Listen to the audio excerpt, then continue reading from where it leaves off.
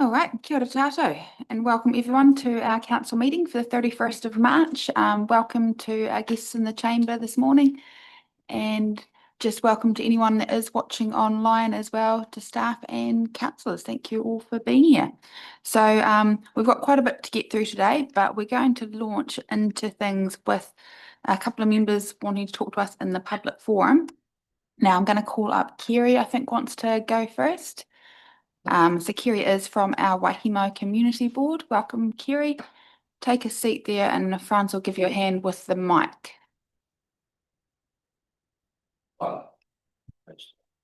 Okay, that working. Before I start, I have circulated a submission. Can you sit, because the microphone will pick you up better. Thank you. Sorry. Before I start, I have circulated a submission for you to read. If you haven't managed to do that online, Arlene has printed plenty of paper copies here. So if you'd like one, then please sing out. Okay. Look, Morena kia koutou. Ko Kerry Stevens toku ingoa. Ko Hamden toku kāinga. Good morning, I'm Kerry Stevens, a Hamden resident. And at the moment, I'm speaking just as that. No more, no less. I'm going to assume that you've read my personal submission, and so I'm only going to touch on a few key governance points, and I'll answer any questions that you may have about the submission itself. But I'm not actually going to go through the submission blow by blow. I'm actually going to just focus on governance aspects, which is your role. You've been asked today to make a strategic decision about a community car park in Hamden community. The proposals from a community group and the local school to partner with council in order to provide a community structure. And as we all know in governance, structure follows strategy. And strategy is set by your vision. So I think we need to look at it from that perspective, the governance perspective. Council's vision is empowering our people and place to thrive. That's the big picture for the district. And within that, there are several key community outcomes, strategic objectives, the most relevant of which is strong communities, enabling safe, healthy communities, connected, inclusive communities. These are your words, not mine. That's the strategy, the strategic objectives and the vision by which this proposal quite rightly should be assessed, not only at the district level, but also at the local community level, because you want strong communities. So your role today is to assess the proposal from that perspective. And the key question I think you need to answer for yourselves today is, does this proposal align with your strategic objectives or not? Or possibly, could something else on this land do a better job of meeting your strategic objectives?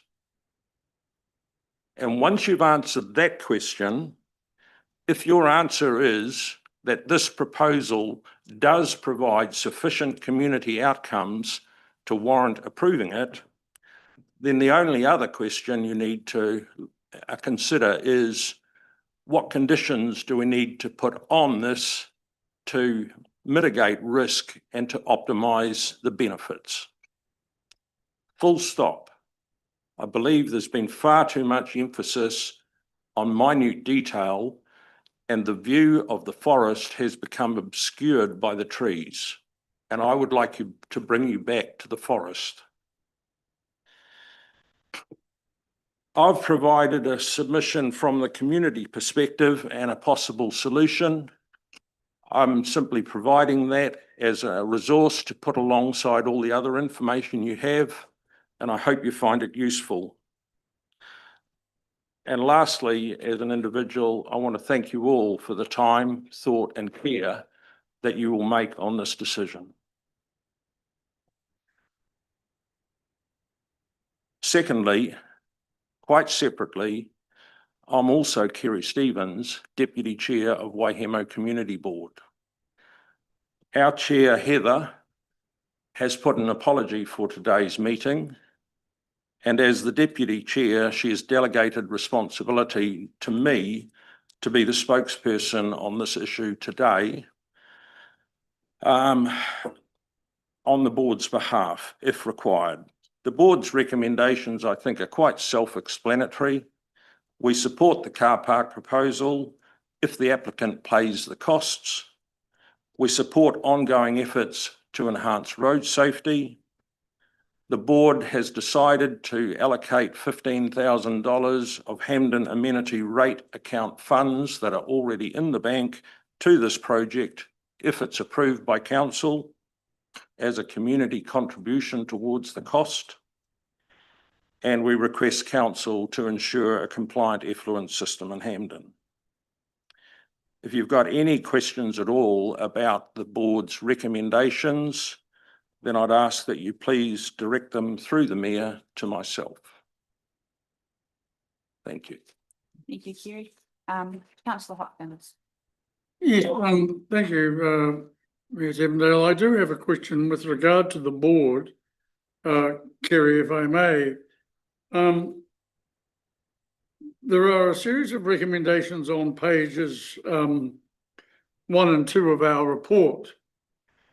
And I note that on page 2, your recommendation number 3 says that council notes the Waihemo Community Board recommends that council ensures a compliant effluent solution. Now, if you, here's my problem. If I go to page 6, I see that there were a series of recommendations moved by you and seconded by Paul Roy, which are substantially different from those that are on page 1. And the minutes of your community board meeting indicate there was a deal of discussion. I can answer the question now, Councillor Hopkins. The recommendations are ones that I circulated prior to the meeting for the board's consideration, and I also sent them into council for council officers to have a chance, because I was going to be providing a series of recommendations that were not aligned with the recommendations from the officers, and I didn't want to ambush the meeting and for everyone to be thinking, well, what's all this about? So I passed on those recommendations. During the meeting, during the discussion, there was good reasons to make changes to them, which we did, and the recommendations on page 1 and 2 are the ones that were moved, seconded and voted on, not the ones on page 6 and 7. Well, Through the chair, please, Councillor. I'll just clarify this. I'm sorry. The minutes refer to the discussion about your recommendations. And on page 7 of our agenda item on this matter, further comments came from Kerry Stevens and Tanya Bell. The Mayor then assisted the community board to draft the motions and agree them. A vote was taken and they were carried.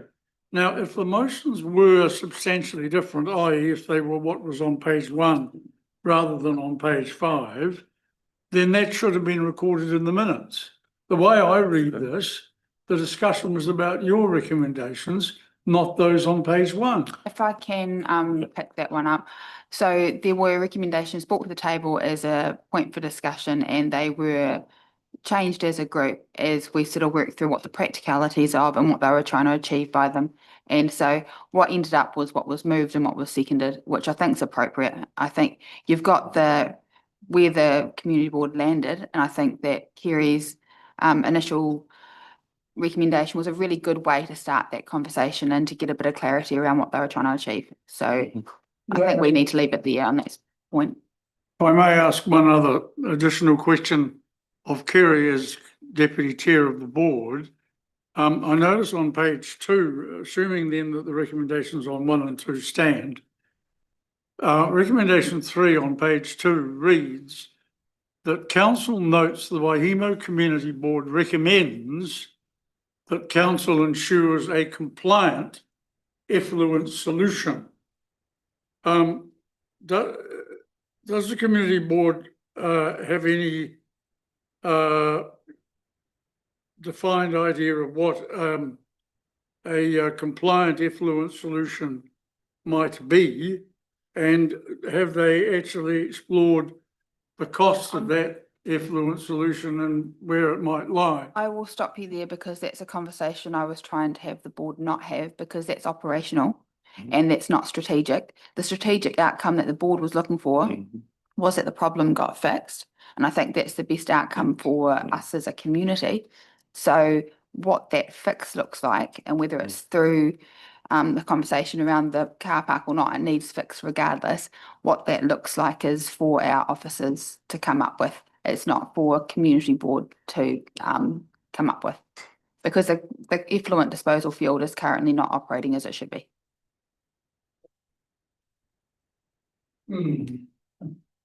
Operational, Councillor Hopkins.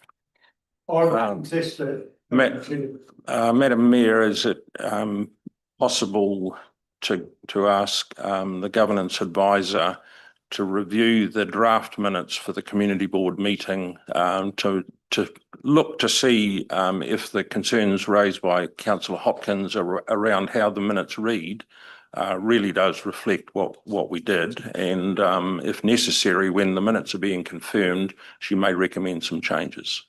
And I think that's a conversation to be had around the Waihemo Community Board table.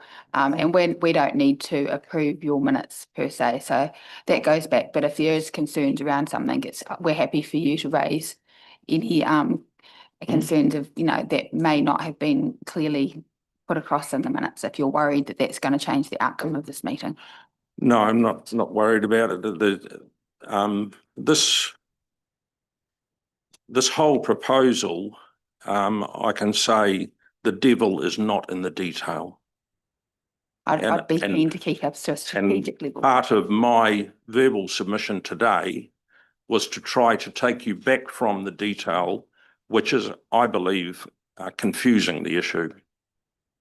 I think it's really quite a simple issue. You either support a community group to provide a community structure for community outcomes in Hampden, and then do it in a way that mitigates risk and maximises success, or you don't. Thank you. Right, we'll wrap things up for you there, Kerry, and we'll move now, if we can. I believe it's Stuart Stuart Barnes to speak next, who is also speaking on the Hampden car park proposal. I've actually got, hello everyone, I've got something here from the chair of our board of schools. I don't know if you want to hand this out, or I don't know the process. Do I hand this out? We have someone, thank you, Arlene. This is from Chris, who's our chairman of the board of the school. So a couple of people couldn't be here to, hi, can you hear me? Hello, testing. A couple of people couldn't be here today from Hampden School because obviously they've got their own busy schedules. So I'm going to be doing a personal note about, well, I think this is much more basic and should have been done probably a long time ago. Our safety of our children in Hampden, and I don't know if you're all parents, but I don't know if you can imagine when a 5- and 6-year-old come out of a school, how excited they are to see their mum and dad. And in a very situation we've got in Hampden, which I've probably personally saved 4 or 5 times in the 6 years I've been picking up my 2 kids there, who don't even go there anymore. But my concern for my local kids there is I've grabbed a number of kids stopped behind vehicles, in front of running in front of vehicles going past. So I've seen it personally. I've known teachers are there doing their best to try and control it, but it is a guaranteed accident waiting to happen. We've already lost a child in a car park at a school recently, not far away from here. So it's a concern that our schools are involved in, our school boards involved in, our communities involved in. We're even saying we'll raise the fund for the car park. So we know that would be a red flag for the council. So we're trying our best. So this is the last piece of the puzzle you guys hold. And the reason, and I know I went to talk to the board in Palmerston, and one of the councillors said, "Oh, just keep it to the left. What's wrong with the situation it has got now?" So I'm just going to break it down for you. It depends on when you're facing it. On the school side, where the cars park, there's four-wheel drive vehicles, small cars. They're all parked beside each other. Now, there's a ditch and a fence. The front of the vehicle is actually sitting in the ditch, so the kids can't go in front of the vehicles. They have to go behind the vehicles. When you've got a four-wheel drive, it's forcing the kids onto the road to run long ways down the road. Now, when you're blinded by two four-wheel drives and you're trying to reverse, which I've seen many times, and teachers are grabbing kids and trying to make aware them to there's a reversing car, but you've got to inch out blind to half your car is virtually on the road. You don't know when you're just hoping that there's no kids running behind you or the cars are going to stop when they see you. So this is the situation we've got now. When that councillor says, well, what's wrong with the situation we've got now? That is the reason. It's pure luck that we haven't had a major accident. Now, on top of that, because of Hampton's growing quite significantly, but also because of night and day, they're doing a real fast food there. Truck drivers now are stopping in Hampton quadrupled the amount of times in the last few years. Now we have lorry drivers going past the school, which I think should be banned. I think you should have a sign saying no lorries going down that road to get down, because all the roads now, all the car parking now is getting filled up with lorries on the main street. And they're going swinging around and coming back up past the fire engines, parking along there, blocking off the EV station and all that, causing havoc really, these truck drivers, but it's increasing huge amount in the last few years. And the trucks are flying past the kids there. Now, you can barely get two cars without the cars parked there. You can barely on that road get two cars past each other. So when you've got cars parked on both sides, it's a one-way road. So with these kids running down the road, I parked there a couple of times in the 6 years and I won't do it anymore. I used to always park on the other side. I used to get there 10 minutes before the school even let the kids out to get a car park, because it was only a few car parks on that side. I'd rather my two kids run across that road in front of vehicles than making them run down the road like councils have suggested in the past, behind vehicles reversing out, which are blind. It's down to you guys, because if you guys don't pass this, we will have an accident in Hampton. And we've done everything in our community to make sure this doesn't happen for our kids. If you've got kids, you understand why I'm so passionate, because I've managed to see 6 or 7 accidents in the last 6 months I was going there, saved by teachers or parents yelling at kids. You can't train 5 to 6 year old kids not being excited. They're not 12-year-old kids who should have common sense about roadworthiness. These are young kids who are running in front of vehicles. So I know I'm a little bit passionate, but I think I can't believe why this is even a discussion personally. You've got a bit of useless land there. It could be easily fixed. We've got a community call there. We could double up it. I think on the left-hand side, the school side should only be teachers parking there, because there's not enough room to walk to your car without going on the road. I think that's about it. You got the letters I passed out? Yeah. So as a concerned parent, even not now, but a concerned community person for their children in Hampton, which that school is growing. I think something should be drastically done, because if there's an accident, it's not on the school, it's not on the school board, it's not on the community, because we've done everything we can now to make it safe. It's on your shoulders if there's an accident, what happens. Thank you. Thank you. Have a good day. I'll just see, has any councillors got any questions at all for Okay, Stuart? perfect. Councillor Holden? Thanks for your presentation.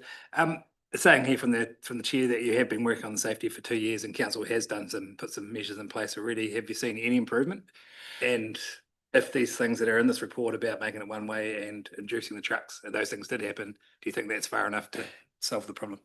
I've heard about the improvements trying to be made, but I haven't seen them put in place. Sorry, I haven't picked that up yet. We have put them forward before about changing their road system, because that was another conversation about would it make a difference for the children if it made a one-road street. I have no issue with that at all. My issue is you're still forcing children onto the road to get behind their vehicles to get to you. So I really do think you give the older kids a lollipop stick, a bit of white paint, make a zebra crossing. So many schools do this. You know, I've been all around I've been to over 100 different countries traveling, and I've seen every school, those lollipop sticks in every country. I don't know why we don't have it as much more for our little schools, but make the older kids do a lollipop, get the kids across into the car park, safe area, job's done. I would love those trucks to be something done in the Hampton and these trucks stopping in that night and day area. I know it's great for their business, but it's really taking up all our car parking on the high streets, outside our halls. They even blocked the cop station the other day, and the cop was having to give him a ticket because he couldn't even get out his own driveway. They park in front of our railway, our fire engine station now. So we do need something done on that area to stop trucks going down there. So I don't know if that answered your question. Oh, now I'm going to have to just get things, keep them succinct. So councillor Hopkins to councillor Lewis, then councillor Holding, Lewis, then Hopkins. You might be able to answer as well. Just in the report, it has said about because of the small school role that the ministry probably isn't willing to fund anything. Do you know if that's been confirmed or not? Has your chair spoken with the ministry? If we're funding the car park, the ministry. That's our community is going to be funding it. You heard from the ministry at all through the school that they would be willing to contribute to a car park? Their funds are limited. I used to be the Uber, they called me the Uber driver for that school for many years because they couldn't even rent a bus when they had to do sports days to take our kids in Oamaru. I used to sometimes go back and forwards taking kids so they can go and do sports in Oamaru. We're very restricted with finances in that school. I've donated my own personal money into that school. I wish there was more money for that school to donate. They're willing to help raise grants for that. And so is our community. I'm part of the board as well and Hampton. Just wind that. We'll try and keep on topic, but thank you. Councillor Lewis. Thanks, Mayor Tavendale. Thank you for your time and your passion too, Stuart. A couple of observations. Times have certainly changed since I cycled to school. There were no four-wheel drives picking up and dropping off kids, but that's the reality that we're in these days. The ideal place I would have thought for the car park would have been on the same side as the school. Have those options been investigated? Secondly, if the teachers are parking in the car park on the school, wouldn't theoretically them parking away from there actually provide more parking space for parents to come and pick up and drop off? Because theoretically they should know the road rules and be able to cross the road safely. And that is an area as well of concern that I have is with regards to, you mentioned about it being a useless piece of land across the road, but it is currently being utilised. And if there's any more expansion required with regards to the dispersal for growth, as you say, it's a growing town. How would that sit alongside that? Sorry, I think that last part is probably not for Stuart to answer, but I can answer the first part. Yeah. So as I was trying to say in my discussion earlier, that the closest side of the school, that left-hand side, there's a massive ditch and a fence, and there's a very small distance for cars to park. Like I said, four-wheel drives park there. There's just not enough room, and when you're reversing, you're blind. So it's a blind spot if they park that way. If you park that way, it's only a small area. So I personally think that is ludicrous to try and make kids run down that left side, dodging in and out of vehicles. I know that paddock well of yours. So, sorry, because I used to graze my sheep there to keep it maintained. And the Evelynter is only part of that. There's a good front of that part, which is very dry, doesn't get the influence. So I think that would be, I don't know. Like you said, it's for another discussion. But I think you're not using that whole paddock for what you're using it for. There's only a small part we want it for, and I think we could definitely work that through. Did I answer all that question? Was there any? Yeah. So I think 6 years I've been doing it. I think that side of the school is dangerous, more dangerous than the other side. That's why I made my kids run across the road. Thank you. I'll go to Councillor Hopkins, and then we'll wrap up this. Yes, look, just a couple of questions. I Can we noticed keep in it the to one? Are spoken. we able to condense it down to one question? Pardon? Can we condense it down to one question, please? Okay. The photograph you've shown us, we see the Pearson's van parked parallel to the curb, and then 4 vehicles diagonally parked, reducing the amount of room for passing cars to use the road itself. I can't see any marking on the footpath there that indicates that parallel parking, the diagonal parking is required. So is that something that people are doing on a discretionary basis? And if so, would you agree that it's actually increasing the risk rather than reducing it? There are lines painted on the road now. There are lines? Okay, perfect. Can I borrow that picture? Sorry, because this was from the school. Yeah, so where the van's parked, there's actually, it's not a huge distance along there. There's a grass verge what goes up. So there's room where you can actually go straight in and parallel park beside each other. And then past the pole, there's a grass verge what stops you. If you put your nose in there, your back end will be on the road. So there's not a huge area that we could actually go long ways, and then it disappears. The verge goes back into the road and tightens that road up. Sorry, this picture, and there is some white lines. Kerry, you said there's what? There have recently been white lines painted on the road to indicate diagonal path. Can I just, perhaps our officers could, I'm just curious, I think we can go through this in the paper, so we'll just but pause. the grass area, is it ours or the school? We can go through that in the paper, so. That'll be on the council size land, and it's a verge, so it's a slight raise. That's where the buses, that bus is parked or that van's parked. If you, it lifts the ground, the landscapes will lift us up. Right, I'm just gonna wrap this up. Thank you very much. I appreciate that, because we've still got Dougal to come and. And I know you're busy. Thank you for your time. Can I sneak away because I've parked badly? Thank Okay. you. Thank you all. Good luck. Thank you. I hope you all have success. Cheers. Bye. And Dougal, so, welcome. Now, Wish I had the speaking skills of those two guys. Sorry, I'm going to have to read something to you. go for it. Yeah, right. I'm Dougal McTavish. I'm here on behalf of Hamden Community Energy, and we are the joint other partner on this proposal.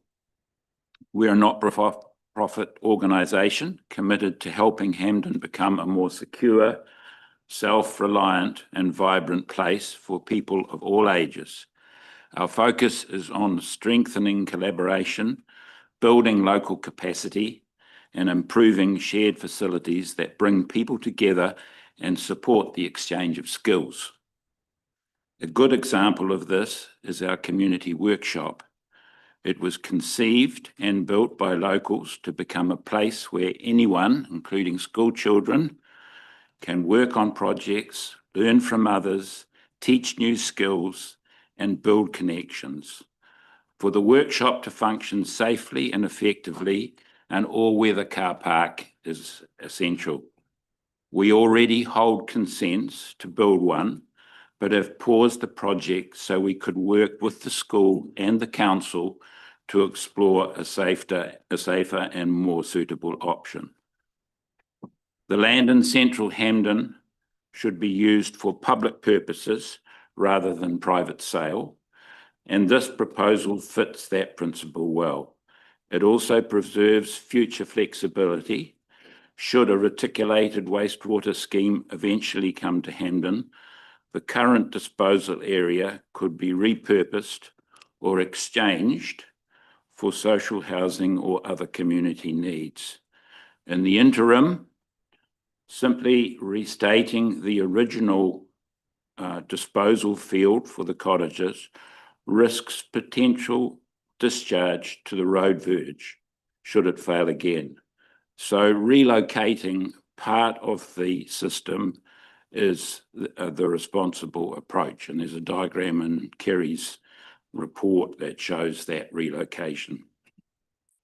Hamden School, Hamden Community Energy and the Waitaki Community Board are all willing to contribute funding, with the remainder to be sought through grants. Together, we are offering to secure full funding for the car park, design it to minimise maintenance and manage stormwater through permeable surfaces and flow attenuation, and install new dripper lines to reinstate the cottage disposal field. We're offering to do that. We will cover all construction, landscaping and maintenance costs, submit all plans for approval and supervise the build. We are asking council for an access agreement so fundraising can begin. We can't raise funds until we have your approval. For funds already allocated to rehabilitate the dripper system to be redirected to new dripper lines. For the gravel finish already consented for our workshop, that's the small one in front of the building, to again be the permitted surface for this car park.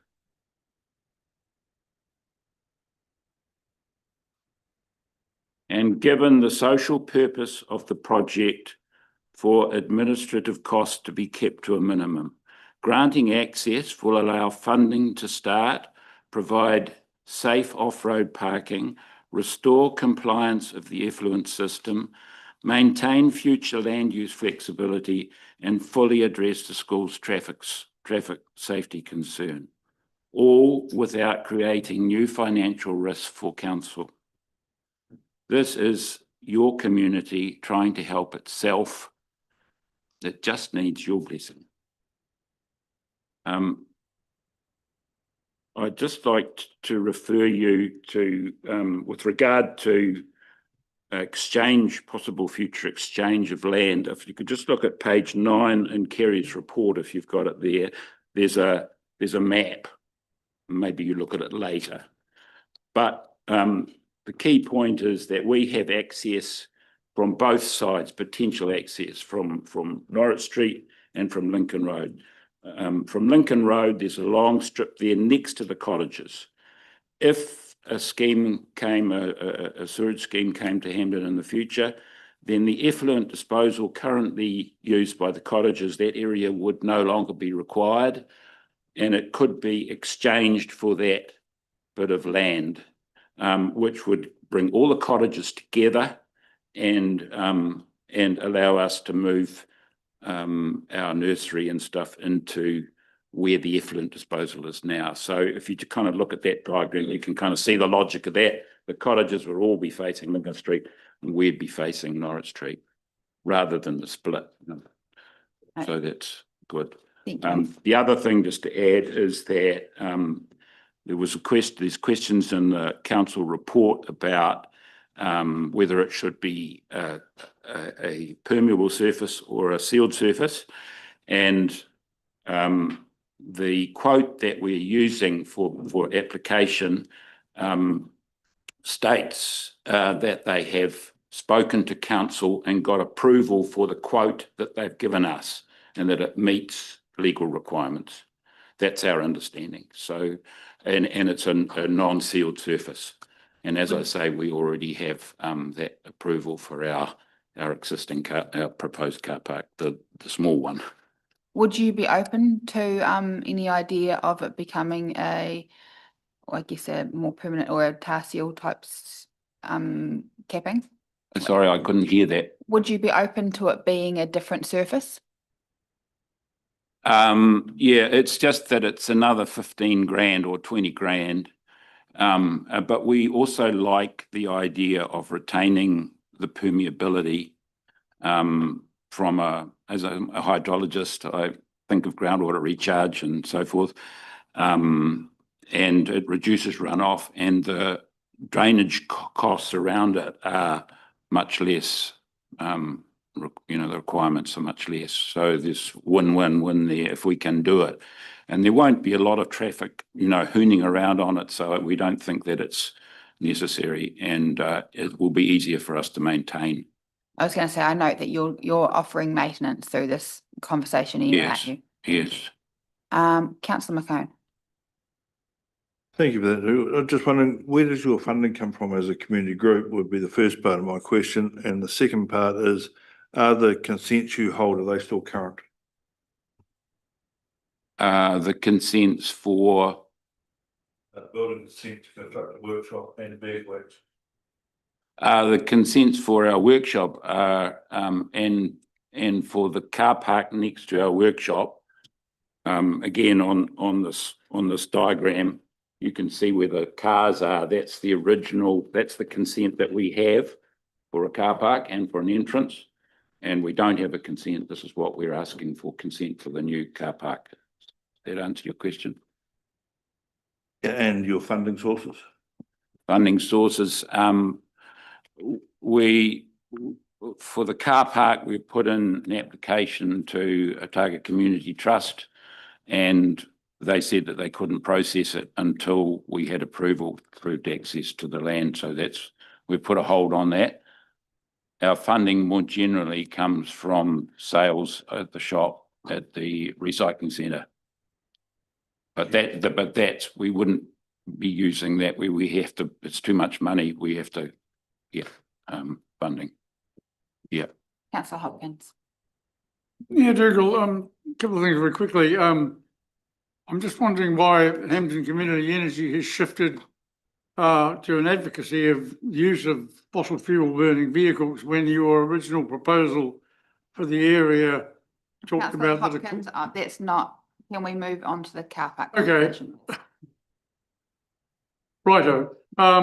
In terms of meeting all the costs, are you or is the HCE willing to meet any and all costs associated with installing a compliant effluent solution on the land that requires to be addressed with regard to this proposal? Yes, we would like to install that as part of the car park project. The council officer's report indicates that they believe the full length of the dripper lines that has been truncated back and is the area that we define the area for the car park. If that's fully instated but shifted over next to, again, there's a diagram in Kerry's report that shows that, the shift over to give the same total area, that would be compliant. And I think Kerry asked the question as to whether that could be done as part of a maintenance program. Well, I don't know the answer to that, but if there's money available for that, then we're just asking that reinstatement of those could, rather than where they were, which would push wastewater out onto the road if it failed, could be shifted to an adjacent position outside where the proposed car park would go. My question was, would you guys be willing to pay for it? The way you've answered the question, you talked about money being available and maintenance budgets and so on, which suggested to me that you were assuming there would be a third party source, mainly possibly council funding. I ask again, is HCE willing to meet all costs related to installing a compliant effluent solution? The short answer to that is yes. Right. We'll wrap that up there. Thank you very much, Dougal. Right. Appreciate your time, and yeah, we'll get on to that conversation now. So thank Yeah, you. right. Thank you very much, everyone. Right, so councillors, I'll turn you to page 5, which is the recommendation from committees. I guess with this being a recommendation, we've also got a fair bit of other background, whether we have any staff wanting to, thank you, Claire, wanting to sort of just open up this conversation for us and we can go from there.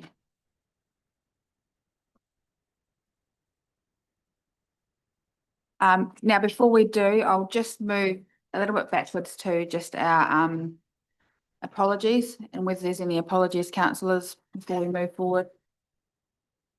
No, so any declarations of interest?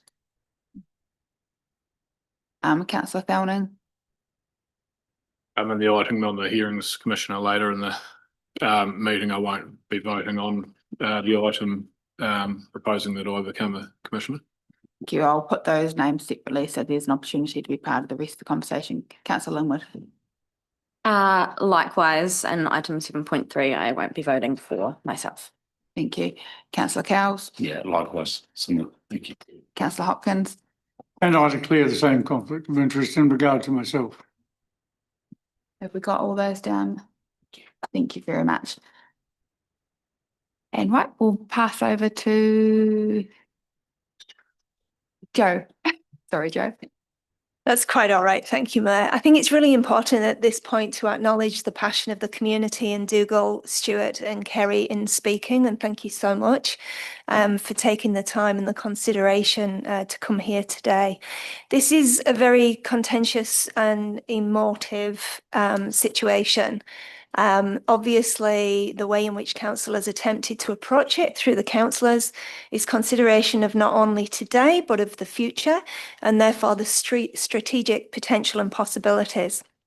In that, what was put forward to the Waihemo Community Board was a very clear document with consideration for the requests that had come, and a great deal of work went into that paper. So I just want to acknowledge that. I also want to acknowledge the conversation that happened at the Waihemo Community Board and the importance of that. It's very important for council to support communities, and we absolutely want this to be resolved in a way that everybody can be happy with. I just want to acknowledge the property team here, because again, they've done a phenomenal amount of work on this that has actually took them away from many other of their duties. So I just want to hand over to Claire, who is greatly involved in this situation, and acknowledge we are coming from this as objective a viewpoint as possible and taking into consideration all perspectives. Thank you. Now, I will pass clear in 2 seconds. I just want to let everyone know in about 10 minutes' time, we're going to have a fire alarm test. So please don't panic, and we don't need to rush anywhere. So we'll pause things when that happens. Thank you, Joe and Mayor and councillors.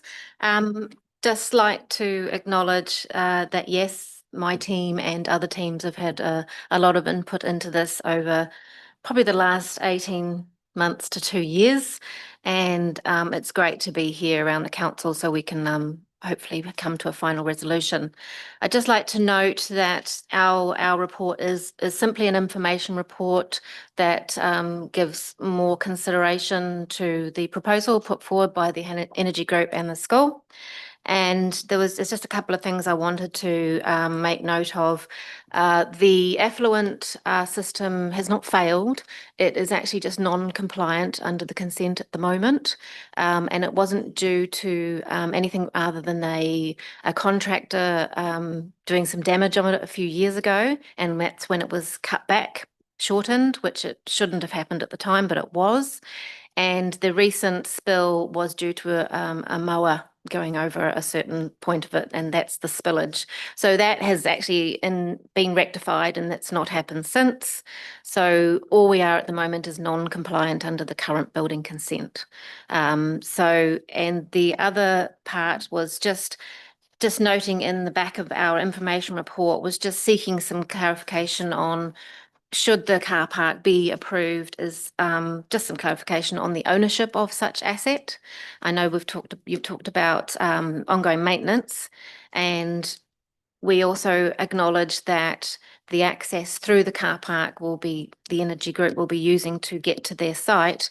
So in order to do a lease, we would probably have to align it with their current lease, which was from 2021, a 34-year plus 364-day lease. So at minimum, we would probably align it with that because of its connection, and because we wouldn't be able to just take the car park away whenever we thought it was possible. And Bryson is next to me as the transport expert specialist, so we will take any questions. Right, councillors, do I have any questions for staff? Councillor Hopkins. I just asked that question that I raised before, and I was told that this was the time to get an answer. The green area north of the what looks like a wooden fence fronting the school on the southern side of the road, who owns that grass area being seen at the far end of the road? Is it ours or is it the school's? That grass area is the road reserve essentially, so it's part of road. So we own that. Correct. Would that be possible to be made available for parking? It could be. Thank you. One other question, if I may, Madam Chair. The compliant effluent solution, you say that at the moment we are in breach of the district plan, which I don't believe we should be.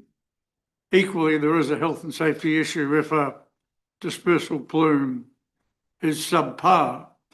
Has property done any estimates as to the cost of installing a compliant effluent dispersal solution, please? And if so, what is the quantum?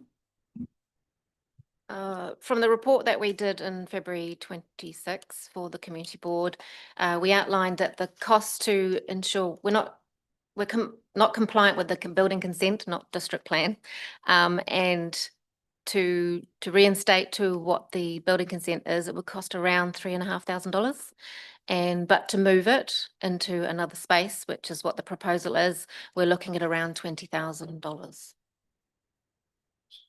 Sorry, can I just get clarification? How do you mean move it? That's the proposal, isn't it? That the consent is for the dripper lines to go through that land which is proposed for a car park, which is what we would reinstate. Yep. Councillor Thorne. Thank you for the work you've done on this, and all the information has given a very good picture. To reinstate the dripper lines where they are, I note there's a gate next to that, and I presume that the contractor's gone through the gate and driven over the lines. If we put them back where they were, do we have that same risk of it happening again? Would we be better to shift it anyway? Yes, I note the risk. I think we'd probably find ways of mitigating that so no one mows over it again. You good? Councillor McCone. Yeah, Claire, did I hear you say it's a 34-year lease, or near enough to 35 less 1 day? Is that right for that? That started in 2021, yes. So if we tie that up, where I'm coming from, those two sections, I believe, are 1,200 squares each or something like that, quarter of an acre or something like that. And I see they've got a value of $299,000 on their valuation. So we would be tying that ground up for 35 years, less two. Well, that would be my recommendation to tie the land to the energy group because they're requesting the car park to access their site. Councillor Hopkins. So What I'm getting at is once that land is turned over to that system, it is out of our control for 35 years, under the terms of the lease. yes, if that was what we did, absolutely. Which would still be a decision for us around our level of comfort in that space. Deputy Mayor Ryan. Thank you. Just, I guess, following on from Councillor Holding's question in the public forum, but wanting to get, I guess, a staff response. From a safety perspective, have other options like traffic calming or any other design changes sort of been assessed or looked at? There was sort of mention that there had been, initiatives, but then Stu had said that he wasn't quite, hadn't really seen those. Just wanted to get a bit of a picture of safety, is a car park the most effective way to improve safety here, or what other options have kind of been looked at? Those conversations with the school were held by other staff. So I can't really quantify what the success rate has been, but I do believe they implemented some action points, as in they parked their bus around their corner. And that's all I can think of off the top of my head. I do believe it was in one of the early reports, the travel plans and that it actually implemented. Sorry, just supplementary to that, are there others that could be introduced to address some of those safety concerns that have been raised? There are potentially other options to look at, but we would need to have some time to go look at those. We could look at, as mentioned before, potentially banning trucks, or we could maybe establish a car park elsewhere, or maybe the school could look at using other gates into the school, using other locations to access the school. These are all options. We haven't really investigated these as yet, so I couldn't really explain which is agreed by all parties or, their involvement, what communication will have to be done. Councillor Lewis. Thanks, Mayor Tavendale. A question with regards to the effluent disposal for the 3 cottages. As I'm noting on the page, there's potential for future development. Would the community workshop and buildings also utilise that effluent disposal site? And what is the capacity with regards to the current building consent versus?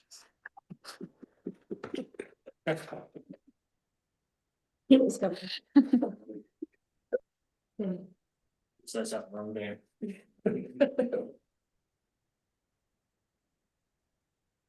Please evacuate the building immediately by the nearest fire exit. No. Just a reminder that was. There's a more subtle way of telling me to wrap it up, but anyway.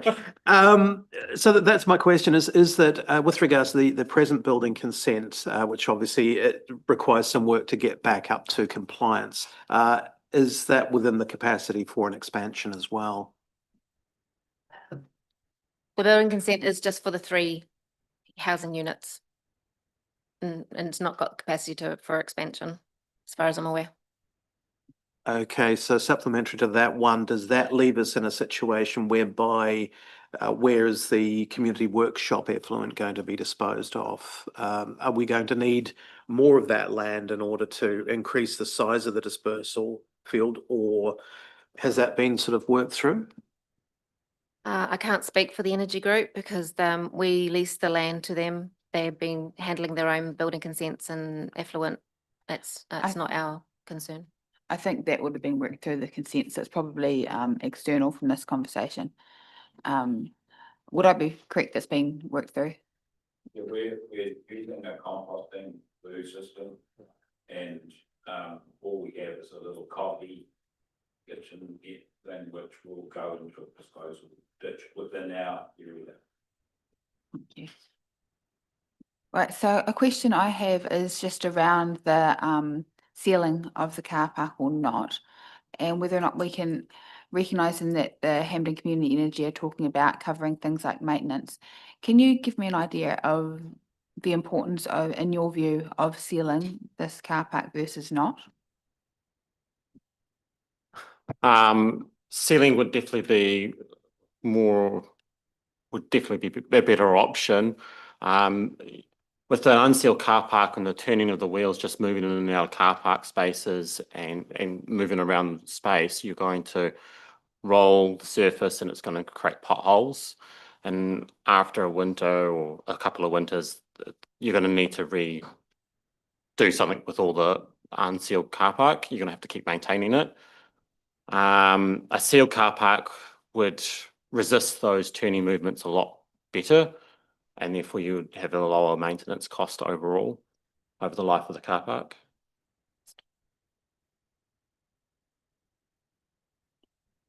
Councillor The stormwater side of things, you still need stormwater with an unsealed car park. Like you still need to try and get the water off the surface so you don't ruin it. So the stormwater systems would still need to be implemented as well as within a sealed car park.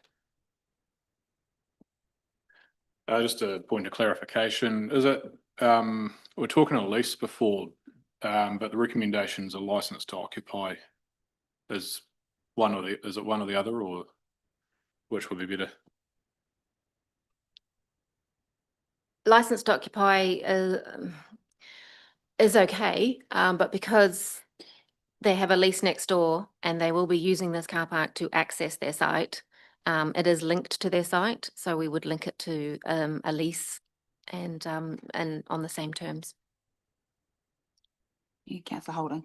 So just for clarity, Hampden Energy, but is the shed half built? And if you are going to have to do all these variations and to building consents and those sort of risks that associated with the changes, that how far down the track is that building and that car park off?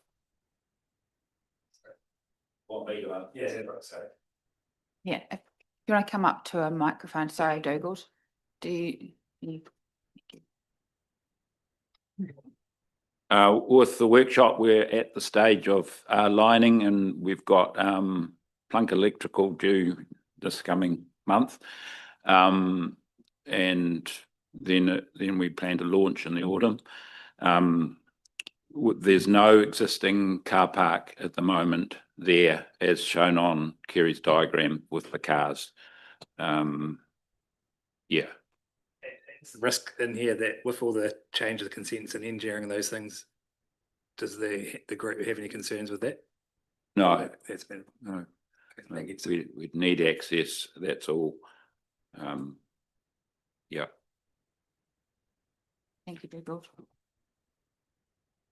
Right, councillors, do I have any other questions? Right, I wonder if anyone has anything they want to put on the table on this one. Councillor Thelman. I'll move the recommendation as it's proposed. So is that the recommendation from the Yeah, the recommendation is on page 5 from the community board.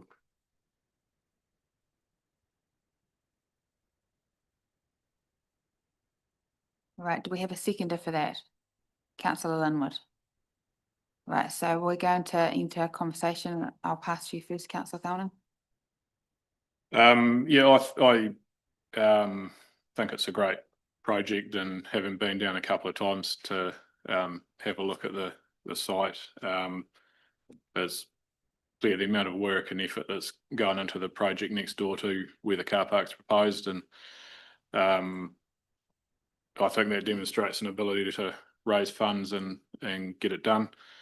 All the questions I had have more or less been answered today, and in conversation with other councillors and with Kerry and Dougal, put a lot of work into it. In particular, the commitment and the recommendation that Hampden Community Energy raises all the funds for what will become a useful asset is great, and also moving that effluent to the back of the section will be less risk for the council going forward for the consent that we hold to, so there's a benefit to the council there. So yeah, that's why I'd like to support the recommendation. Councillor McCone. But firstly, thank you to everybody that's put all the time in to do this.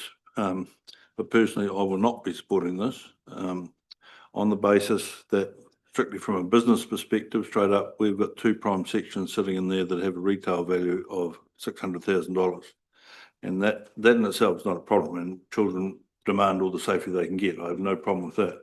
The problem is the terms of the lease for 34 years could push that out, and with the forthcoming sewage systems that could go into Hampden, there's a bit of prime real estate sitting there as the first instance. Secondly, from a business proposition, why doesn't the Ministry of Education buy it? That, you know, we're being approached to provide something that is there that belongs to the community. It's the same as trying to buy your next door neighbour. So while we own the land, we haven't been approached as a business proposition. It's been as an owner of the land to give to the community, which again, I have no problem with, but looking after the rest of the ratepayers, that's where I sit at the minute. Thirdly, the school roll is 32. That may go up or go down, don't know. You know, Hampden may become the Arrowtown of the East Coast, you don't know. But the time frame is too long for me, so on that basis, I won't be supporting it. Thank you, Councillor McCone. Councillor Linwood, then Councillor Hopkins. Thank you. I'm agreeing with what Sven just said. I think it's really important, and it's something that's really well backed by the community, and everything's basically done and covered, and we just have to agree with it. Safety is huge, so I'm supportive. Councillor Hopkins. Councillor McCone, you've spoken already, sorry. Thank you, Madam Chair. I won't be voting in favour of this recommendation either, for a number of reasons. I would contest or challenge the community board's view, or the deputy chair of the board's view, that the matter is simple. It's a matter of, do we support a community group or not? The answer is not that. The answer is, do we take into account the totality of the issues, including affordability and where the allocation of costs lies. Equally, we have to ensure, in my view, and with regard to, with the greatest respect to the property department, if indeed the dispersal plume breaches the building consent, then by definition it will also breach the district plan, because I know there are rules in the district plan as to the extent and distance of the dispersal plumes required in areas like Hampden. And we've just heard that to actually reinstate or to have the dispersal plume made compliant is going to cost Hampden Community Energy an additional $20,000 over and above everything else they've actually said they will pay. I'm concerned that the minutes of the community board tell us, pardon? Oh, sorry, I didn't realise I didn't sound calm. I'm feeling very calm. If I don't sound calm, I do apologise. I shall yogify myself. I'm concerned that the community board minutes did say simply one sentence. The school representatives were asked about an option for them to build a car park on their side of the road, and they rejected this idea. No reason is given for that. And I find it deeply frustrating that the school, but more to the point, the ministry is not willing to support or assist with the funding for this.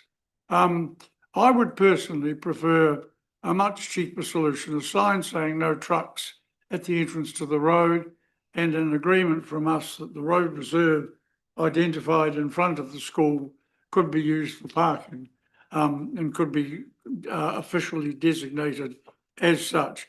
I remain, with respect to Kerry and others, clearly to me, children getting into cars on the side of the road from which they exit the school, but ipso facto, by definition, must be safer than them crossing the road, even if lollipops are used.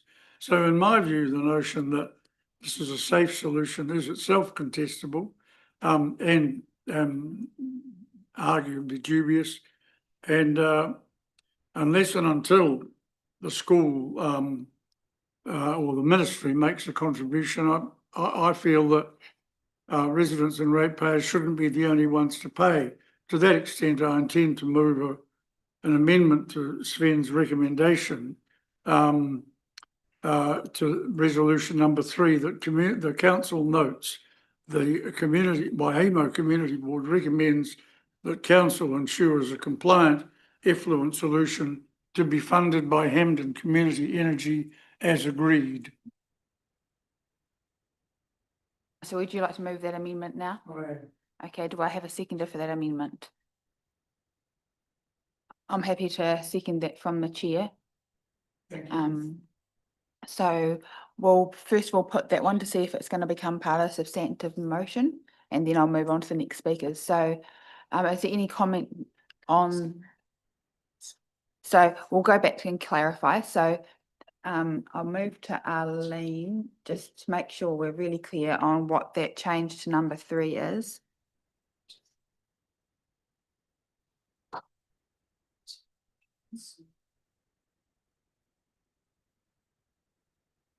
Because I do want to foreshadow just another slight tweak, but I'll discuss this one first because I think we need to make sure we've got this wording correct, and there's just one other area that I'm probably concerned around.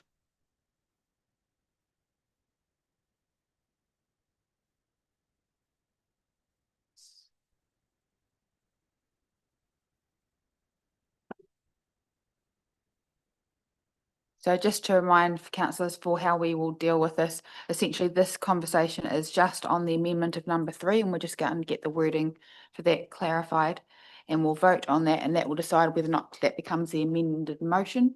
It's not deciding whether or not you support the overall motion. Just to make sure everyone's quite clear on how that process works. Sorry, I'm just hitting sheet. If it doesn't want to share, do you want to read it out for me? Is it okay? Okay, I'll read it for you. I don't think it's a battery one because it. Thank you. Okay. My apologies for the technical issues. What I've got here for the amendment from Councillor Hopkins is that.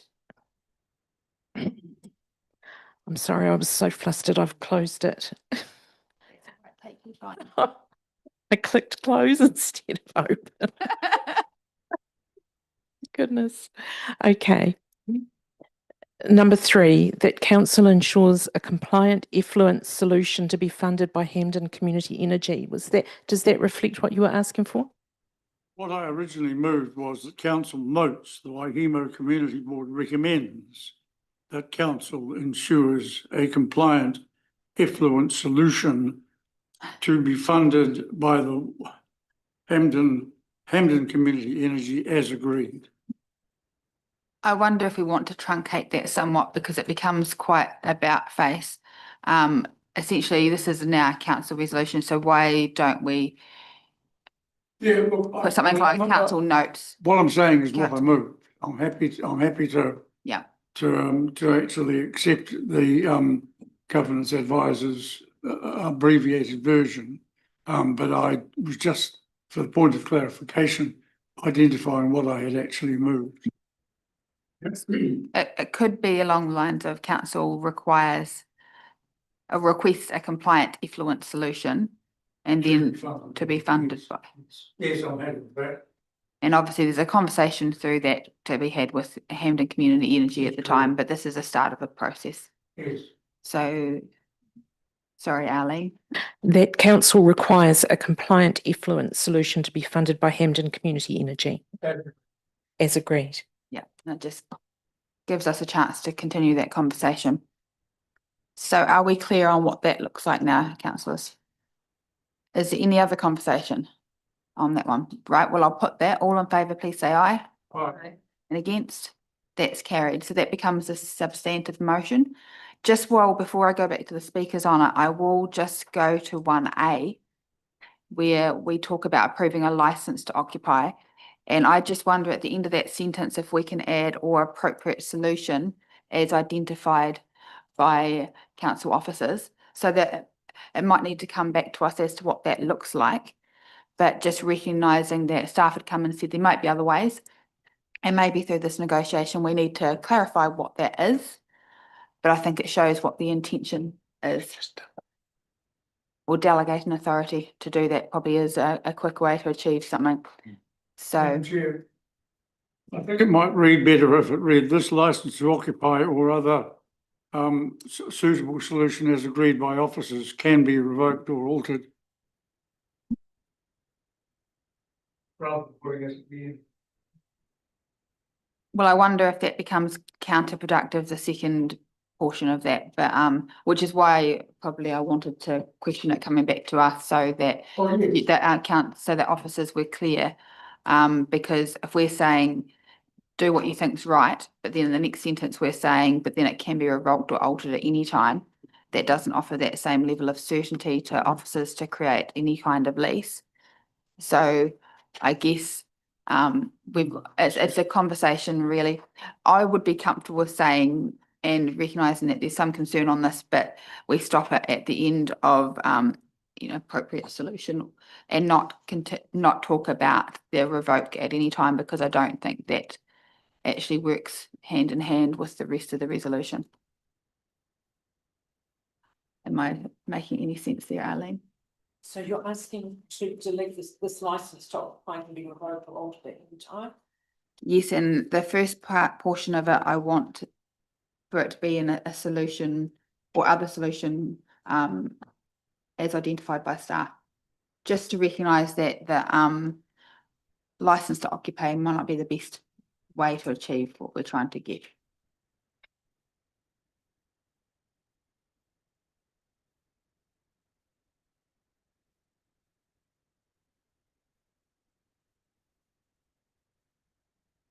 So, sorry,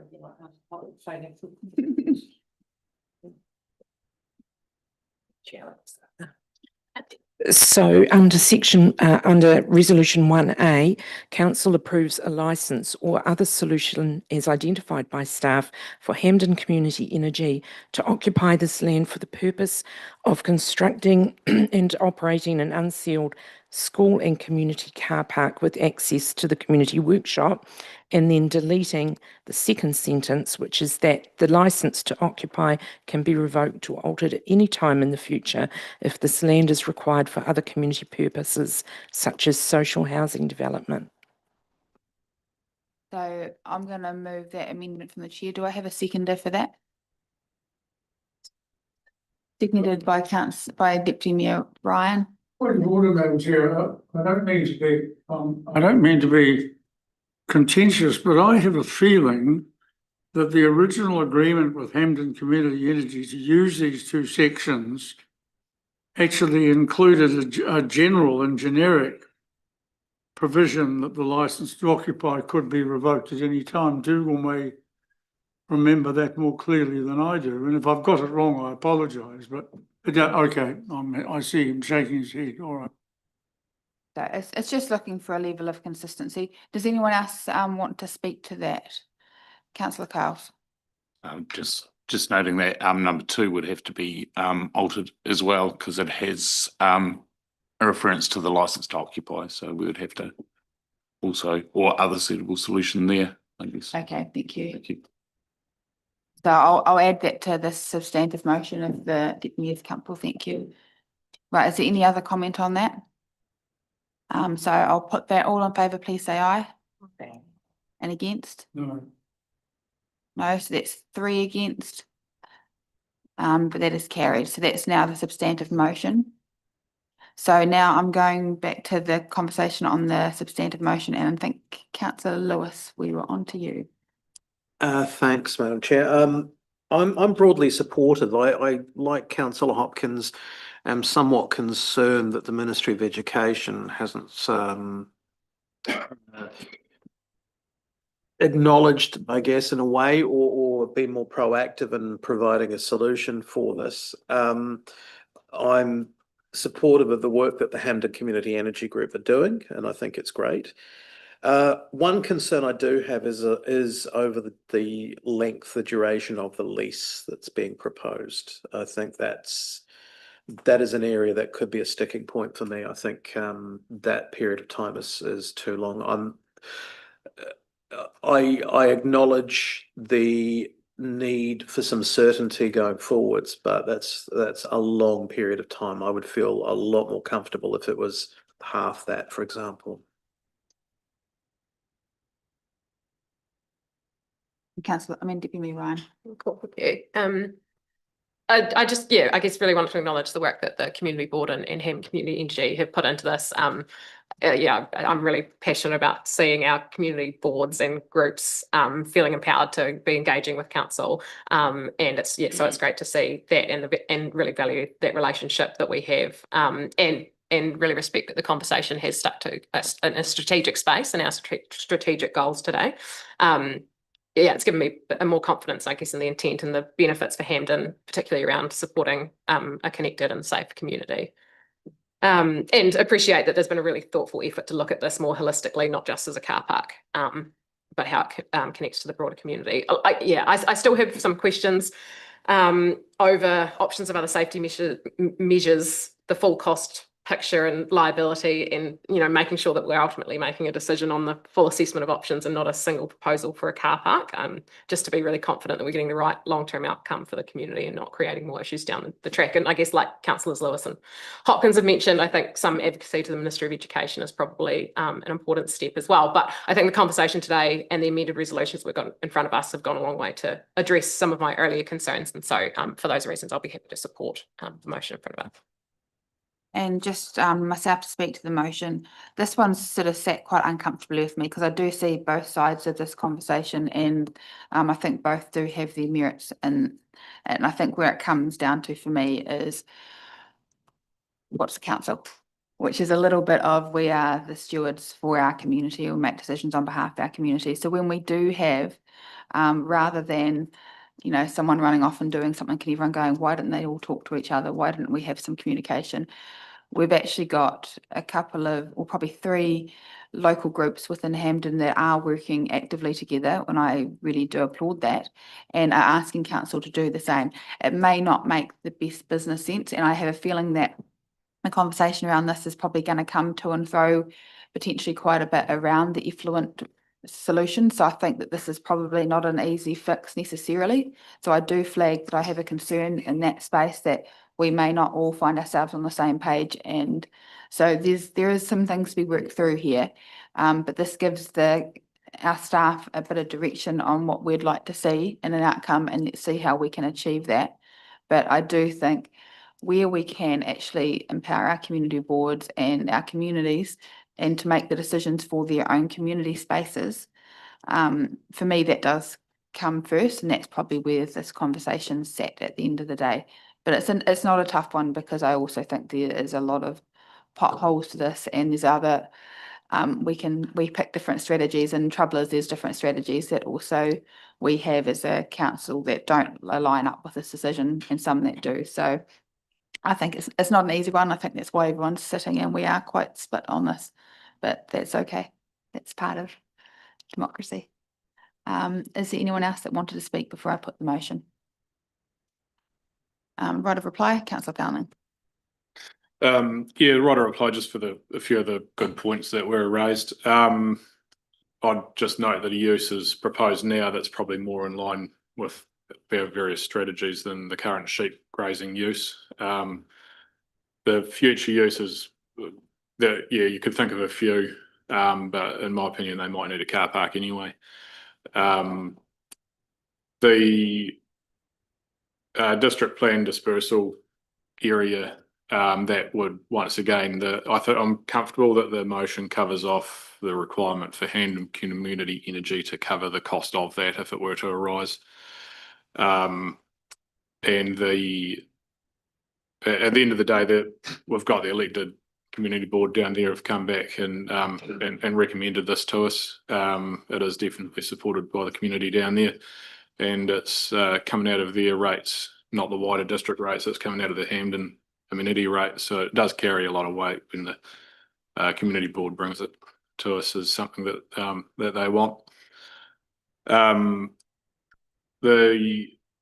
In my experience, the Ministry of Education often it does have budgets for schools and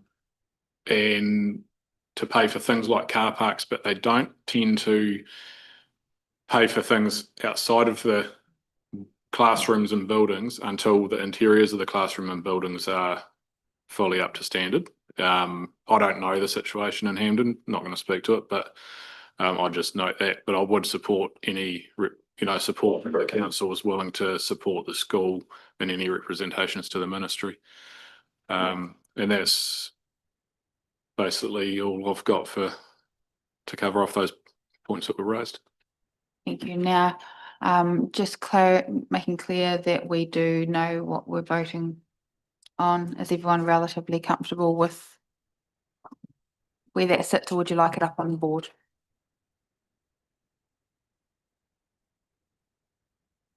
Up if we can. Thank you, Ali.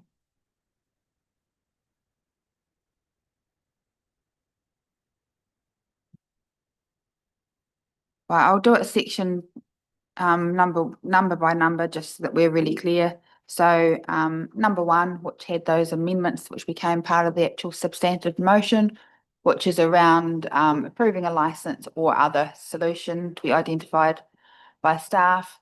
Then basically around Hampden Community Energy raising all funds for the actual cost of these projects, and then all parties will collaborate in good faith, which is exactly what I think we intend to do anyway. So for that number 1, I'll put that. All in favour, please say aye. Aye. And against? No. Right, I'm going to ask for a show of hands just so we're really clear and can get that down. So all in favour, can we have a show of hands, please? 1, 2. Right, that's passed. Have we got? Okay, so I have 4 is Mayor, Councillor Ryan, I think Councillor Cowes, 4, yes, Councillor Linwood, Councillor Lewis, were you for? Is councillor Schnapp? Abstain. Councillor Holman? Against. Councillor Hopkins? Against, and councillor Cone against. And councillor Fanning Tutt will be for. Thank you. And councillor Downing for. So, Thank you. Just nice to clarify, and so that has passed. So we'll move on to number 2, which is around the noting that about the $15,000, and I think we can probably group that with number 3 around effluent solution, plus compliant effluent solution to be funded by Hampden Community Energy as agreed. And I foreshadowed, I think there could be conversations on that to come, but it gives us a starting point. So if we're clear on that, I'm gonna, is everyone happy if I put those two together? Right, so all in favour, please say aye. Right. And against? Right, that's carried. can I just ask if anyone is voting different to how they voted for the first resolution? No. Nope, so same as the last one. Are you voting the same as you did for the last resolution, or different? Sorry. Councillor Close. I'll call out the name. I agree. Yeah. Okay, so in this case, so 4 Mount near Tavendale, 4 is councillor Ryan, councillor Cowles 4, councillor Linwood 4, councillor Lewis 4, councillor Schlapp abstain. Councillor Holding, are you wishing to vote for or against? 4. Councillor Hopkins? Against. Councillor McComb? Against. Councillor Fanning Tate? 4. And councillor Thelning? 4. Thank you. Right. Yes. Yep, so they're all recorded there, and so that is passed. So you comfortable with that, Councillor? Thank you, and thank you for team here that have been speaking on this. And we're moving councillor Holding back to against, just so for the record. Sure. We're not sure. We think so. Can I suggest you go to that? That's Well, I want to move that into excluded. okay. With some context. We're just talking about the order we do things in. We've got guests. We've got guests at 1, because I'm going to move at the state when we get to it, that the hearing panel discussion moves into public excluded. Because I think there's some people that do want to talk to some of the individuals, and I think that's better to be carried out in public excluded. So we want to move on to. So that was that, we're just talking about what we'll do before lunch. And I'm just saying that I do plan to move that the appointment of the hearing panel be moved to a conversation in public excluded, because there's a few conversations on the identities and things that people want to have, and I think that that's fairer to be done in a public excluded session. So, but when we get to that there, I'll move that, and then we'll cover that off if that's approved in the public excluded session. So I think we move to your Chief Executive's report. Okay, really conscious I'm between you and lunch. Sorry. It's not a great place to be. I won't forget. So briefly, in terms of introduction, this report is to bring the governance team and community up to date in delivering the key performance indicators set by the council for the organisation and for myself as chief exec. These are I do these in public, so this is unusual for councils, but I think it's important to ensure there's transparency in terms of how we're progressing and how I'm progressing against those. These KPIs were set by the last council at their meeting on the 30th of September, and were part of a start of a change of approach based on our organisational performance management framework, trying to define key outcomes and some performance metrics to help assess our progress. And we're still working on embedding this approach. In summary, the second quarter of the financial year has been characterised by a large volume of activity and high-profile issues and projects. And during this period, the resources of the council continue to be stretched with impacts on staff workloads, working hours, and the ability to take leave. And the key demands in the organisation have really been around, first of all, the induction of the new council, dealing with the rejection of the last council's water service delivery plan for in-house delivery and the work that's gone into reassessing options, modelling options with our neighbours to the north and south of us, and discussions around the merits of those options, as well as engaging with the water facilitator, Amy Adams, to keep her informed and involved in supporting us to find a new way forward on water. We also are dealing with the implications of a raft of reforms. So we were warned that there would be a tsunami of reforms by one minister. And that is surely happening as we speak at the moment, as well as dealing with a substantial capital programme.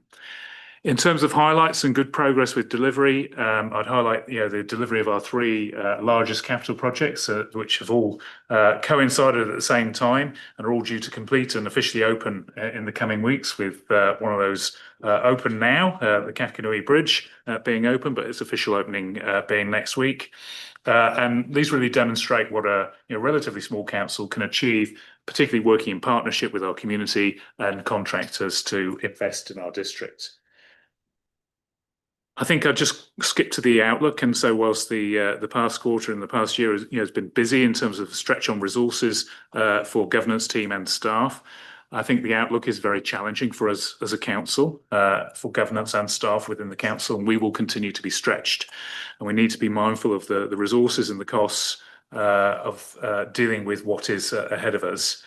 I think it's useful to point out that most of our staff are tied up in the BAU service delivery, so roading, waters, parks, libraries, aquatic centre, dealing with resource and building consents.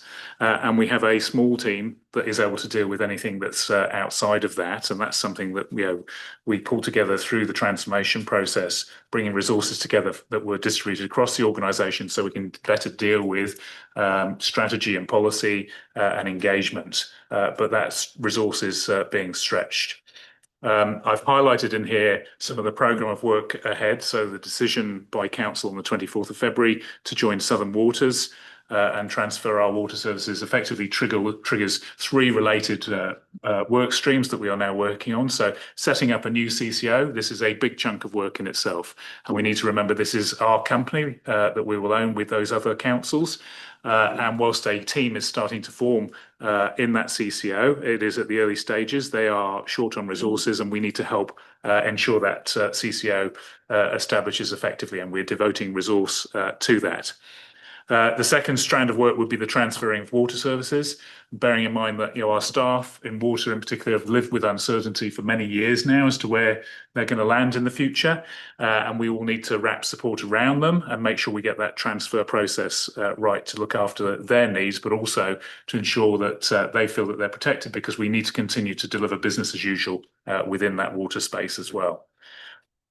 And we'll have a lot of other work to do in terms of that transfer process, assessing our assets and our land holdings that are to transfer. And then finally, within that, the third strand I see is the organisational strategy. So we're going to be a very different organisation when we transfer water, and we need to put work and effort into that. So we hopefully have set a path for a bright future for our water services. The organisational strategy will need to ensure that we've got a bright future for the rest of the organisation. It's not just what's left. It's very a deliberate approach by the council in terms of what sort of organisation we want to be at the end of that, building on transformation, dealing with stranded overheads, and forming a basis for the next long-term plan, which will be a big chunk of work in itself. It'll be a very different long-term plan that sets the council up in a very different way. I've mentioned in here the reforms as well, which will be taking a lot of resource to deal with those if we're going to deal with them well, so that we can look after the best interests of our community. The simplifying local government reforms are foremost in those, I think, at the moment, in terms of thinking about how those pan out and how we engage in that. And the challenge for us is we sit in two regions, so we're part of two discussions. And my focus within that, working with the mayor and yourselves, will be to ensure that we get the process right for our communities. There's lots of talk at the moment about what the end point might look like in terms of reshaping local government. I see that the challenge is to make sure that we get a process that we can get our fellow councils within the regions that we're part of signed up to, that really look at the challenges our communities face with the current system and what the opportunities are to design a better system, and really to ensure that our communities have a voice in the process. And that there's robust analysis of the options that might be open so that we can not just get a simpler and more efficient local government system at the end of this, but a better local government system that delivers better for our communities, better outcomes for our communities. I mentioned in here the RMA as well, and that will take up a lot of our resource as well. And again, we're in 2 regions and we are looking at very tight and ambitious timelines set out by the government, particularly for spatial planning. And we are working with our neighbours to look at what that process looks like so we can get that moving quite quickly. Also, I won't go through every reform, but the rates capping is something that we will need to put a lot of resource and effort into. The details of this still to be understood in terms of how that will work, but it will impact our next long-term plan. And I think the starting point is that every mayor and every councillor, we know wants to minimise rates increases. And the challenge we have is that the financial system for local government is flawed, to say the least, if not broken, and this will add to the challenge of that financial system.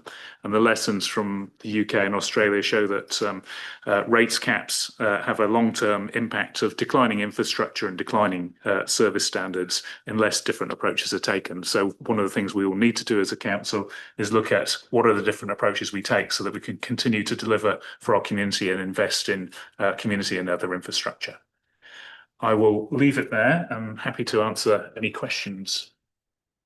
Right now, we are in lunch period, so I'm sorry, we're just kind of running quite behind time, but we will, I think, let this play a little bit longer so that we can sort of tease out this report. Councillor Hopkins. Madam Chair, I'll confine myself to one question. On page 34 of the agenda, under program delivery timeframes, you write, while overall delivery of the initiatives program remains under control, not all initiatives will be completed within the current financial year, resulting in some budget carry forwards into the next financial year. Does that sentence refer to budget carry forwards that are additional to the 13 million carry forwards identified in the power report this morning? No, amazingly, all our reports join up. We're reporting the same information to you in different report formats. So yeah, we do manage to coordinate. So it's not additional to that. It's reporting on that same capital carry forward and builds on the public workshop that was held where it was explained where we were at with the capital programme and how some of the timing of those delivery would fall into the early part of the next financial year. Thank you.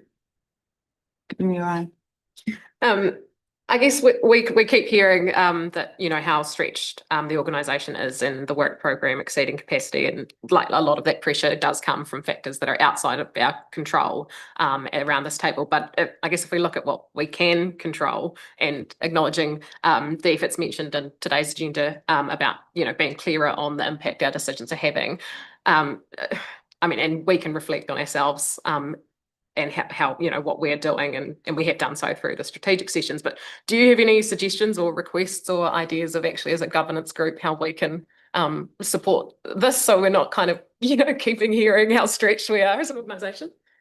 Well, I think given the external factors, you're going to keep hearing about how stretched we are because there are things that we just need to deal with. And I think the choice around governance is how far we lean into that or not. So we could not lean into some of these reforms, but personally, I wouldn't be recommending that. I think it's something that we've been discussing as an exec team is if there are recommendations coming forward or motions being proposed that we think have a resource implication, that we try and outline that in the report. We haven't found a way of doing that yet, but I think as a governance team, I think it'd be helpful, particularly if you're minded to move something that's a change to the recommendation that you're asking the questions. Okay, so what impact does this have on the team that's expected to deliver it and the work program that they have? I think that's useful information, and we need to be thinking about that and bringing that to the fore because we only have a small number of people to deliver these things, and so if you agree something that's outside of the work program, it means something else needs to shift. And I think we need to give you greater visibility on that. So you're making a conscious decision rather than myself and my team going back in the background going, okay, what is it that we've promised to deliver that we're now going to have to shift out in terms of time frame? But I think you asking the question is important, and us working how we give you greater visibility on that in reports is important. All right, I've got Councillor McCone, then Councillor Schlack, then Councillor Cowles. Yeah, thank you for that, Alex. So just looking here, page 23, PO2 is one. Does this strategy we're looking at, is that now exclusive of waters and the cost, and those costs run in there, or is it a long-term goal as opposed to a short-term strategy? I noticed on page... Mate, you've turned your microphone off. Probably better that way. Page, Madam Chair. page 26, PO19, a regional deal. Could you expand on that? And thirdly, is there anything, we've got a huge list here of KPIs for you that are probably not feasible. So do we actually need to go through and revise some of these? So the last one is the easiest one, and I think there's an annual process of going through, and we'll discuss that with the employment committee, and then bring something back to council as well in terms of how we're going to approach it. I think in simple terms, yes, we're trying to do too much. Still, there is too much in there, so I think that's the first one. In terms of PO2, financial strategy and commercialism, we need a different financial strategy, and we've discussed about being a more commercial organisation. So there's some work that's been happening that we've had I think a workshop on in terms of commercial strategy, and that's to come back to the council at some point in the near future. I think we're looking at targeting May for that to come back to the council. And that is a long-term thing. It's not something you're going to do overnight, but it's thinking about we're here not to deliver profit but public value, but how do we do that in a more commercial way that's appropriate to our community purpose, really. So it will be looking at long-term, how do we build up our income streams in that way. I've forgotten your second question. Oh, the regional deal. Sorry, I think the issue with the regional deal is that the government is not minded to negotiate with anyone else other than the 3 sets of councils that it's negotiating with at the moment on a regional deal. I think they're in mixed stages in terms of their development, but I think at this stage there isn't an opening to develop a regional deal. That doesn't mean we shouldn't do anything on that, and we are doing work with colleagues in Otago and to some extent in Canterbury in terms of what are our shared economic ambitions and needs, and also having discussions with the Minister of the South Island as well in terms of how we might be supported in growing our local economy in the way that we've set out in the economic development strategy. Councillor Schlack. Thank you, Madam Mayor and Mr. Palmley. Page 25, PO11, governance support, first paragraph. Governance feel well supported in fulfilling their roles, including effective systems. I, for one, do not feel that I'm well supported in fulfilling that role, simply because of the lack of effective systems that I have access to. Now, I'm well aware that this is all still under development. However, and I don't know, Madam Chair, I'll take your guidance on this, whether to put this in a resolution or a motion, but I would request a workshop with staff or the executive team to identify what systems elected members would like to have access to, in how far that access actually goes. Me personally, I think read only, and very importantly, the timing of it, because frankly, I'm getting questions from my community and I can't answer them unless I write an email to services at Waitaki, and I don't think that is right. I think I'll work with Alex on what that could look like, and it was something raised in the past. So we are going to look at where that goes, and I think we need to be clear on what things we do have access to and what we don't, because some of it's governance, some of it's not governance, and so there is a line in that space. Totally agree, which is why I've mentioned if we can have a workshop and discuss that, but I would like to have my request minuted, please. Thank you. All right, we'll move on to Councillor Cowles. Thank you, Mayor Tim. No, Alex, just if we're looking at the risk and the delivery risk and where we're stretched and there is a lot going on, RMA, long-term plan, water reform, what's our biggest risks in your mind of where we are stretched and what we may not deliver on is number one. And I guess my other quick question is, if we look at some of the satisfaction performance measures, do you think we're actually, starting to get that through to our community yet, or are we still transitioning through and that feedback back from our community and what can we do more to move that forward, I suppose? In terms of the community satisfaction indicators, that's something that we measure once a year, and we're getting close to going out to community again for that. And so I think that'll be interesting to see where things are at. It's in the context of what is a challenging time for all local councils, including ourselves, really. So I don't know whether we're getting it through at the moment. I think we've got more work to do around our communication and our engagement. I think we're in a very different place to what we were, pre-transformation. But I think it's still a work in progress in terms of our community understanding, both the challenges we face as an organisation. There's simply not enough resource to do everything everyone wants, but also what we are delivering. And we're delivering a hell of a lot, but it's hard to get cut through sometimes to celebrate the achievements that this organisation has. In working with its community to deliver improvements and investments out there. So I think that's challenging. I think the biggest risk still at the moment is we still feel like we're trying to do everything. And that is a conversation that we need, and it relates back to that discussion on revising the KPIs. If we try and do everything, the danger is we'll achieve nothing, and we'll just have overstretched everyone, governance and staff in that process. And so keep having the conversation about what is our focus, what are the priorities at the moment? Because if everything's a priority, then nothing is a priority. And I think it's still not ultimately clear what our priorities are at the moment. We talk about priorities, but then we keep having to react to other things that are going on. So, and that's something that it's not on me, it's not on you, it's on us to work together on that, I think.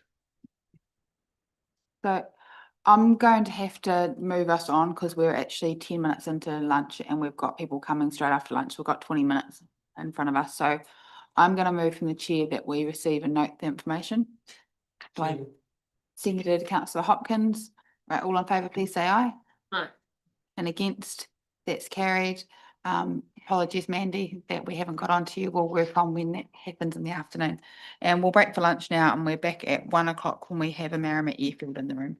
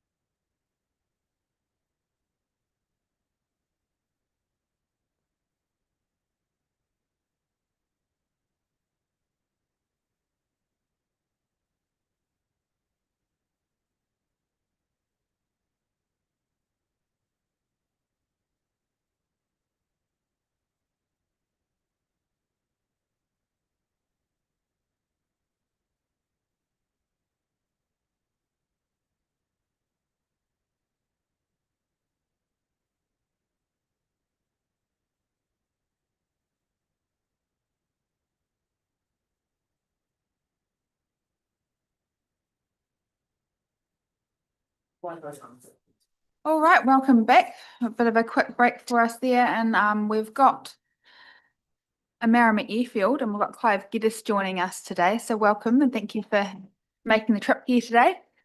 And so we're moving on to our CCO statements of intent and half-yearly reports, and Amarama Airfield is no longer a CCO, but we still have a close working relationship and have a partnership in that place. So I guess I will pass on to Clive to introduce what you guys have been up to.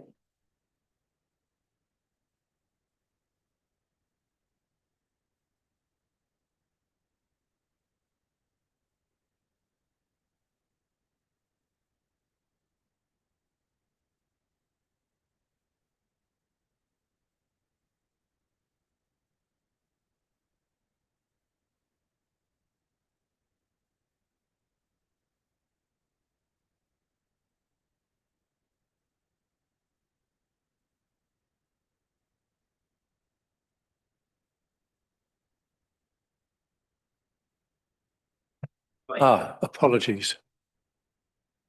According to this, there are 14 officers, or am I 14 officer? As the Mayor has pointed out, the company is no longer a council-controlled organisation, and I wish to reiterate the board's appreciation of council's decision to exclude the company from that definition. It has resulted in savings in the order of $23,000 on audit and accounting costs to date.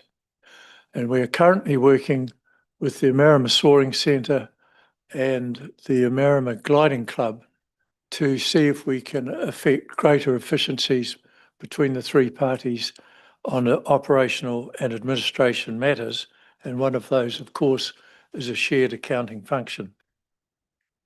However, despite the fact that I recognised in the introduction that we are no longer a CCO, I've shot myself in the foot because in 2.1 I omitted to take out that very reference, so apologies for that. The additions to the statement of intent relate to establishing greater working relationships with the other parties on the airfield, and of course the operation of tow planes, which are an additional responsibility the company has taken upon itself. Other than that, the statement of intent is very much as filed in previous years, and I'm happy to take any questions councillors may have on it. Right, councillors, any questions on the statement of intent there? Councillor Hopkins. Thank you for the report. A couple of questions. I'm just wondering if the board of the airport sees any potential in the short or medium term to forge closer links with the Oamaru Airport. On page 109, there's a reference to the losses, and I'm just wondering, I may have got this wrong, and if I have, I apologise, but is that 2024-25 loss of 64,000 you identify, does that relate to the purchase of the aircraft you've mentioned, the two tow planes, or can you explain that or give us some information about that, please? Because if you look at the next page, your trading income, you appear to have done quite well with towing fees from those aircraft. Have I read that? Have I also read that correctly, Clive? You have, Councillor Hopkins. We've moved from the statement of intent to the 6-monthly report. Oh. Okay. So I'm happy, if there are no questions on the statement of intent, to now refer to the 6-monthly report to December 31st, 2025. Just making sure there's no other questions on the statement of intent at the moment. Yeah, that'd be great if you could. Thank you. Thank- The two key matters in that 6-month period were the company purchasing tow planes with the agreement of the council, and we appreciate your support and cooperation in that. The second was to get the cafe open again after a 3-year closure period. And I can report to you, although it's not in this 6-month period, that the cafe has had an outstanding 8 months operation. And we're very, very happy with the new tenant and with the standard of the service she's providing. So coming to your question, the profit and loss. So I have not probably been clear enough, Councillor Hopkins, in 6, where I've said the profit and loss is reported ex-budget due to the significant impact of the introduction of tow plane operations. So what you see before you is the P&L for the 6-month period with no comparison to budget whatsoever. Okay, so but what I have said in 7 is that the actuals do reflect, compared to the actuals for the previous year, a considerable improvement on the performance of the company.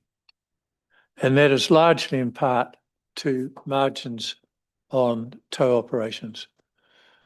But having said that, I think it's important to note that we're all suffering in the hip pocket from innovative operations in the Gulf, and we have a real concern looking into the next 12 months as to how we're going to manage the significant increases in avgas that we've already suffered, already having to meet, and almost certainly will have to meet in the first 6 months of the year to come. To date, what we have done is imposed a $1 a minute fuel surcharge on the tow rate, but there is a limit to how much we can continue to add to the cost of towing before we suppress demand for the operation. So we're going to spend some time in the next month going through all of that quite carefully so that we are able to understand, and our clients are able to understand, what tow rates will look like for the 26-27 year.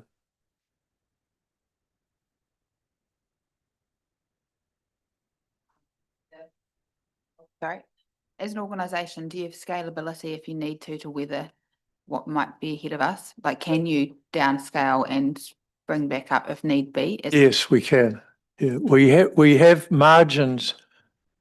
Currently, we have margins in the tow rate that relate to aircraft maintenance in the future.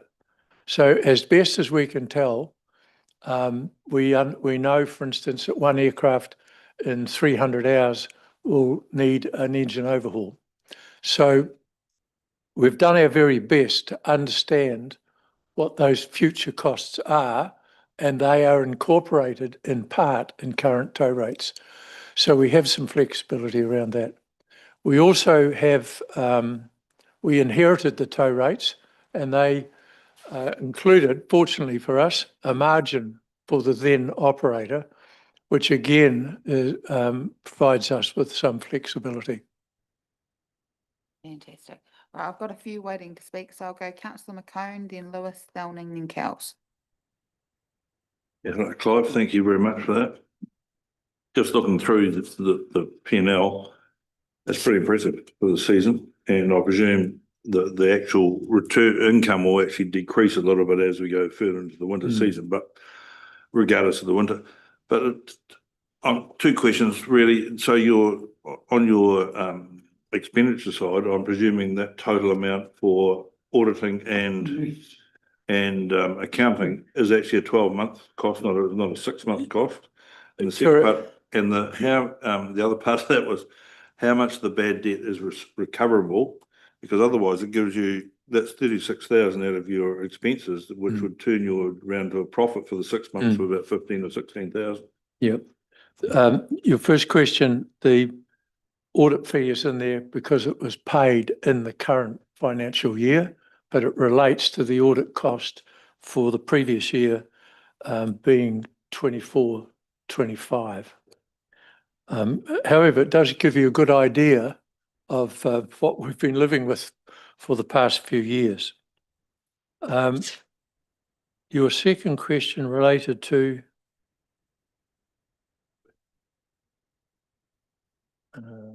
where have we got that? At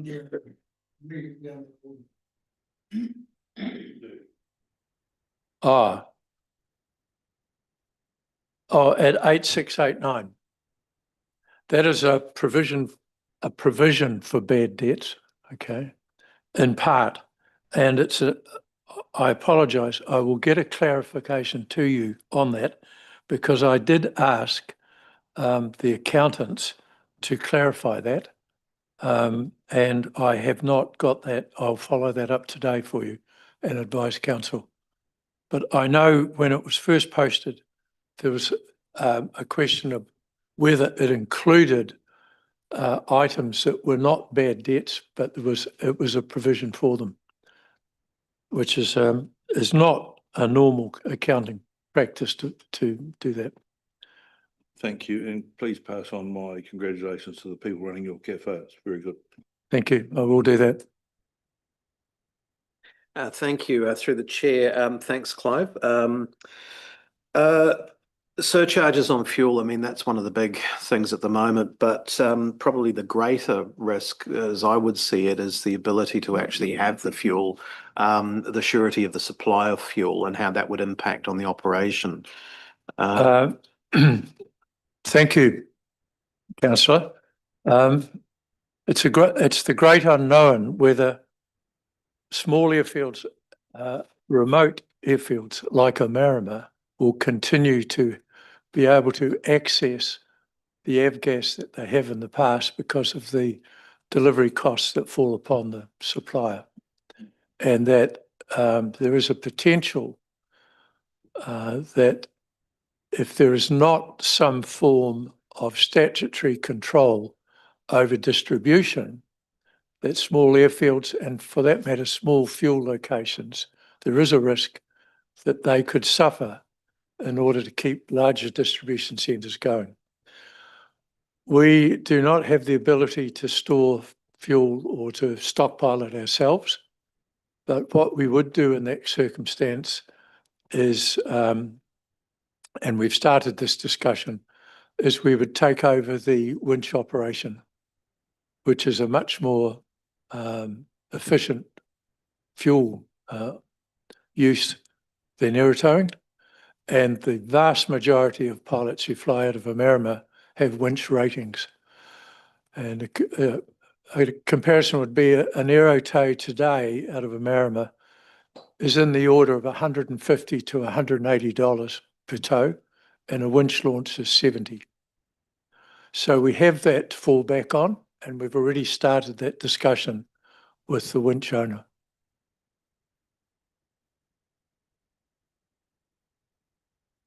Yeah, I know you've within the margin there that's in the profit and loss. You said there is the maintenance and overhaul provision. Is that reported on the balance sheet rather than profit and loss?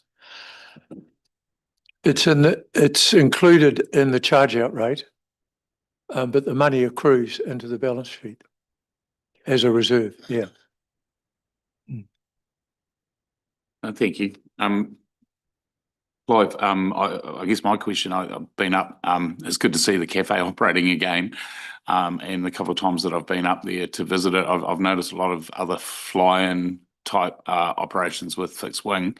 Has the cafe attracted more casual users of the airfield? Has that had a major impact? And I guess the other big change I've seen in the last 12 months, obviously, is the new appointment or a bit of a change in the board.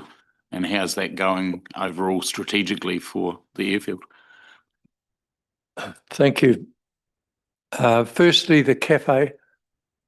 There is no doubt that reopening the cafe has attracted a wider range of general aviation than in the past. And part of that, Councillor Cowles, is the positive attitude that the lessee has towards the airfield and its business. And a very simple example is the cafe will be opening, especially for 3 groups who are flying through to Warbirds over Wanaka, and who want to have a late afternoon drop into the cafe, and we're talking 25 aircraft on their way to Warbirds, and the cafe lessee is opening specifically to cater for those people. So in the aviation community, that sort of offer spreads quite rapidly. And again, in June, there was a winter fly-in from AOPA, and again, the cafe is going to open especially for that weekend. Fantastic. Now, I might just wrap it up there, but want to say thank you very much for all the work you're doing. And I think we've got some conversations coming up for us to have, just to see where we all want to keep the conversation going moving forward and supporting each other. So yeah, we'll catch you guys shortly, but thank you for all the work you do. Thank you very much. Just to quickly respond, your last appointment to the board has been very positive for the board and the airfield. Thank you for that. Yeah. Thank you. Thank you very much. Right, now we'll put these all at the end, team. Well done. Thank you. In the interim, we'll ask Whitestone Contracting to come and join us. Now we have Tony and Bruce here. I think I've seen Sina pop up online. I'm not sure if that's all we've got here. Hello. Hi, we're expecting Jonathan as well. Jonathan Kay, one of our other He might- directors. I'm not sure if I've seen him pop up anywhere.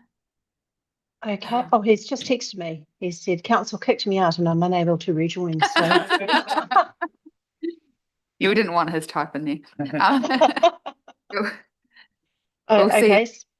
get him back on board. But yeah, I'll pass over to you guys to start with your draft statement of intent, and we'll start there. So who wants to launch this? Yeah. Well, perhaps, yeah, I'll start with the statement of intent, and then Jonathan, when he comes online, he can talk about the half-year report. So in terms of the statement of intent, there's no real changes from our previous statement of intent that we put forward in the previous year. It reflects that we, as a company, remain committed to delivering for you, the shareholder, and for the ratepayer, to provide employment, training, investment, and sponsorships, and obviously dividend returns for the benefit of our community. So we certainly remain committed to an open dialogue with the shareholder on the performance of your company, and that's all reflected in that statement of intent. And we certainly welcome any comments on the draft, and look forward to reflecting those comments in the final version. Okay, thank you. Councillors, any questions on the statement of intent? Is that you? No. Jim, were you? No. Oh, Yeah. thanks, gents. Look, a couple of things. I just would note on page 121, you make a reference to full compliance with the RMA.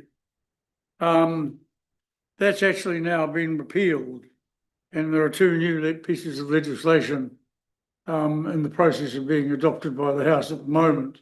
So I think that needs to change. Can I just ask a couple of questions relating to some of your income? You talk about, there's a reference to 924,000 in sales of equipment, which seems to be quite high relative to earlier 6-monthly periods. And on page 142. Are we still on this? I think you've moved past the statement of intent for the moment. Have I done that again? Have I? Sorry. So I'll just. I hold- apologise. Come back to that one there. I just want to Right. make sure there's nothing else. On We'll hold the phone on that. Right, councillors, is there anyone else that have got any comments on the statement of intent? Obviously, we'll be working in the future on the statement of expectation to sort of match what you're talking about. Actually, Yes, I did have one other global question with regard to the statement of intent. There is a reference on page 120 of our agenda. Just let me find it, if you will. To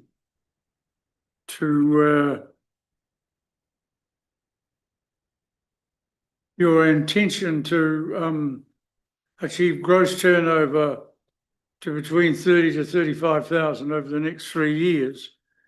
I'm wondering if you actually genuinely believe that to be realistic, given the figures you're putting in front of us today.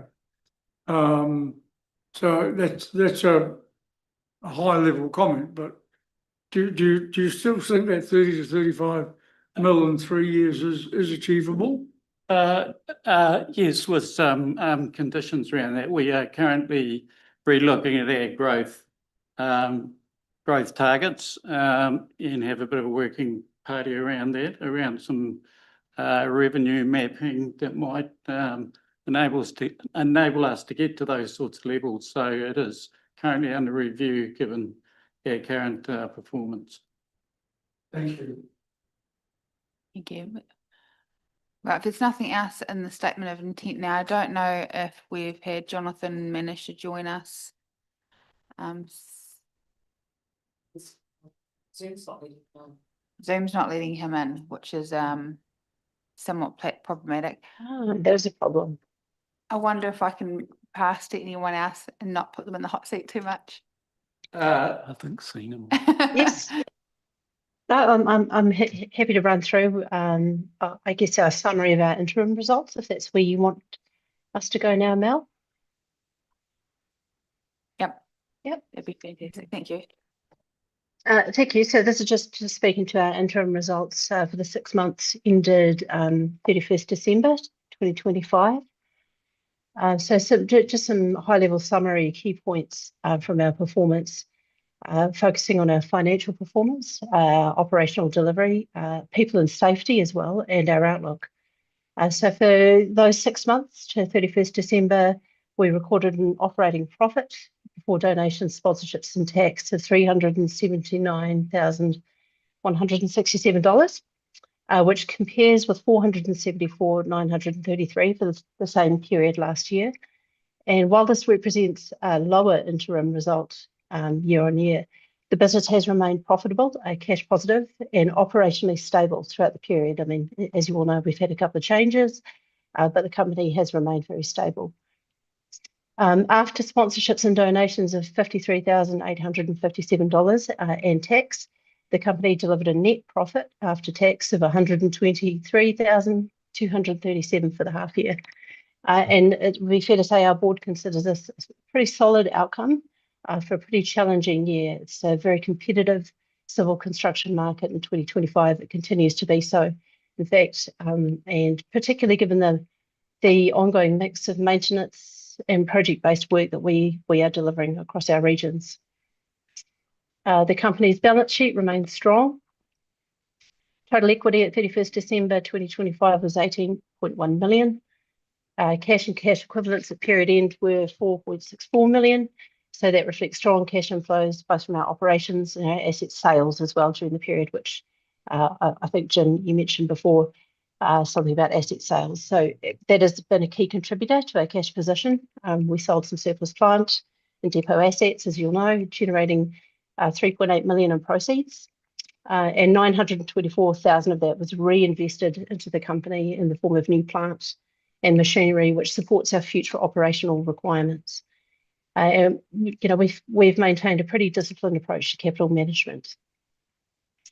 We've subsequently made a significant investment in a bitumen trailer that supports the Waitaki District resale contract, which we're delighted to win. It's progressing very well. Whitestone continues to deliver work across a very broad range of civil maintenance and specialist services, projects completed during the period demonstrate, we think, the diversity and capability of the business today. We're looking to grow that. At the moment, maintenance contracts are certainly underpinning the business. They account for about 62% of our total revenue for the 6-month period. And those are really important to us. Those long-term contracts give us stability, continuity of employment, and predictable cash flow. Looking ahead, the forward workload is pretty positive, although we're clear that we'll need additional project work to support our earnings growth and those targets that we've set ourselves, which are ambitious, but we think they are achievable. Of course, more recently, the increase in fuel prices has a flow-on effect for Whitestone, as we all know. Whitestone uses approximately 50,000 litres of fuel monthly, and while there are cost escalation mechanisms in our maintenance contracts, there will be timing delays, and the ability to recover fully through those mechanisms is uncertain. And that's not just an issue for Whitestone, that's an issue every contractor across New Zealand is dealing with right now. We're doing what we can in the meantime. The increased cost of fuel, we've put out comms to staff to try and conserve fuel. So things like, minimising idle times, thinking about the necessity of site visits, avoiding solo travelling in vehicles, trying to be as efficient as we can at the moment. Common sense kind of stuff. We're also having regular discussions with our fuel suppliers where we've undertaken some low level of additional storage as well, and we're claiming cost escalations where we can. Health and safety remains a top priority, and I think we're all pretty pleased. In fact, we're proud to report that there were no lost time injuries, no serious harm injuries during the period. The company's maintained its ISO 45001, 9001 and 14001 accreditation, which sound really boring, but they're very important. We've employed approximately 106 full-time equivalent staff across Waitaki, Dunedin and Central Otago, and we've invested in training. We spent around $227,000 over the 6 months, which supports our capability, succession, long-term performance of our people. During this period, $53,857 was returned to the community through sponsorships and donations. And since inception, distributions back to the local community now exceed $11 million. So that's something we're really proud of. And the company this week released a $400,000 dividend to the shareholder. Over the next 6 months, our priorities are obviously increasing turnover and earnings, maintaining this cost discipline that we've started, and we want to build on that, and to retain and grow a diversified portfolio of work. Continuing to develop our people remains a top priority for us. So I guess that's it. In closing, Whitestone Contracting Limited, your company, remains financially sound, operationally capable. We're well positioned for the remainder of the year. The board remains very confident that the company will continue to meet its shareholder objectives. So that's about all from me. Welcome any questions. Thank you very much. So I had a question there from Councillor Hopkins and then Councillor McCone. Yeah, look, I've got 3 questions. First of them, your operating revenue on page 139 is 2.5 million less for the corresponding period a year ago. How concerned, or is the board concerned about that? We'll let her take one question at a time. Okay, all right. Thank you. Yeah, I'll make a comment, and Tony and Bruce, welcome to chip in too. The board remains, that's a key focus for us. It has been a tough and challenging year. It's been a very competitive year. What we're doing is we are focusing our efforts on increasing the capability of our people and being very customer focused, so really trying to win work. We've had some good wins in Dunedin, for example. We've picked up good work and we're developing good relationships with our clients down there. So the intention is to really lean into that, build on the work that we're doing and grow the work that we're doing for those customers who we've, built some good relationships with. Any comment from you, Bruce? Yeah, just to add to that. So currently we have something in the order of $22 million of tenders out in the marketplace to be decided, but it would be fair to say it is a pretty tough market at the moment. Tendering margins are low, so there is a lot of tendering activity going on, which is positive. Doesn't guarantee you land them, of course, but so that's positive. Thank you. This is more a matter of information than anything, but We're very Pardon? short on time, so just if we can keep it to the question. yes, really- it is a question. Your sale of fixed assets is dramatically higher, 3855,564 than it has been.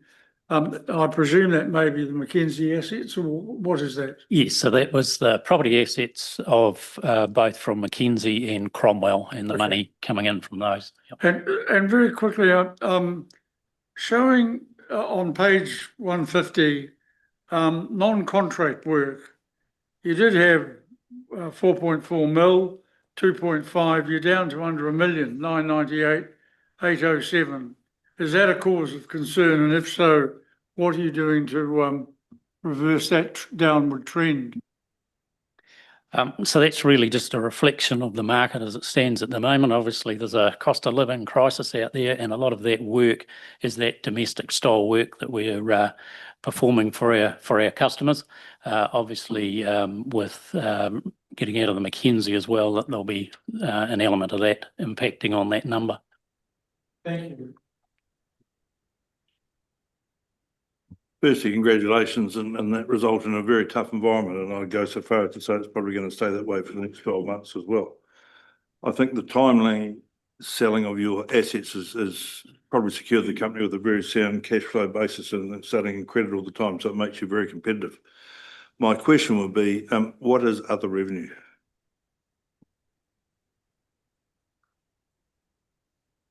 Well, paid income, 139. 39. So other revenue then tends to be things like leasing out of property, and any gains on sale from asset sales as well will be in that other revenue. Would be part of the key components. Just want to say thank you very much. We've got a shareholders meeting coming up as well, which will give us a bit more time to sort of tease through things, but really appreciate the work you're all doing in that space. It's a tough time, and it'll be something we all have to keep moving to see how we stay. We'll keep our heads above water, I guess, in this bizarre environment. But yeah, thank you very much, and we'll call time on that one. We'll move this one, councillors, as a group afterwards.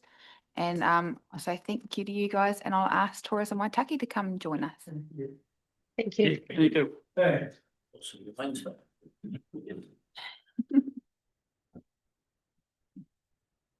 Okay, so councillors, this is page 158 on agendas.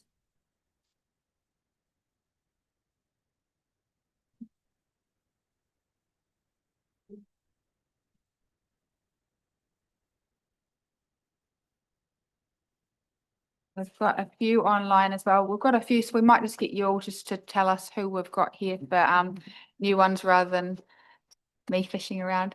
And then we can jump into your statement of intent. Yeah, kia ora, Mayor Tavendale and councillors.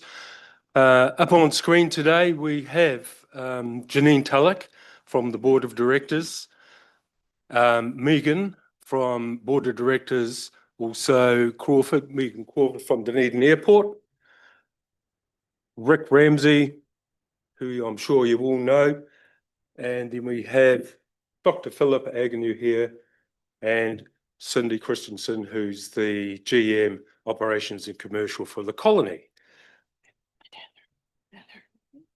Heather, there she goes. G'day, Heather. Heather's our one of 1.5 people for Tourism Waitaki. Can't forget that. Welcome on board, Heather. Good to see you. So look, I take it that you've had a read of the report, and for me, I would just like to say that you'll be very pleased to note that once again, the Tourism Waitaki is not requiring any ratepayer funded money to support itself going forward this financial year.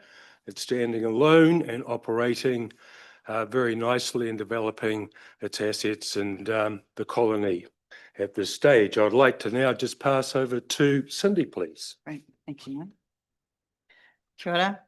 Again, as Mike said, we've had a banner year. Certainly the last 6 months have just seen increase upon increase. And it's been noted in the reports. And just our Discovery Center has continued to attract a lot of interest and has created another really nice day offering for town. And so, yeah, so if there's any questions, that's. So councillors, I'll start off with a statement of intent if there's any questions on that document. Not a lot. There's a few things, I guess, for us to talk about, but we also have a catch up coming up. So I think that'll be a really good one for just making sure we are on the same page on all this stuff. So we'll move councillors on to, sorry, Councillor Hopkins, I missed that. I'm sorry, I do have one. I just wonder whether Tourism Waitaki has concerns under your shareholder expectations, and that's something you appear to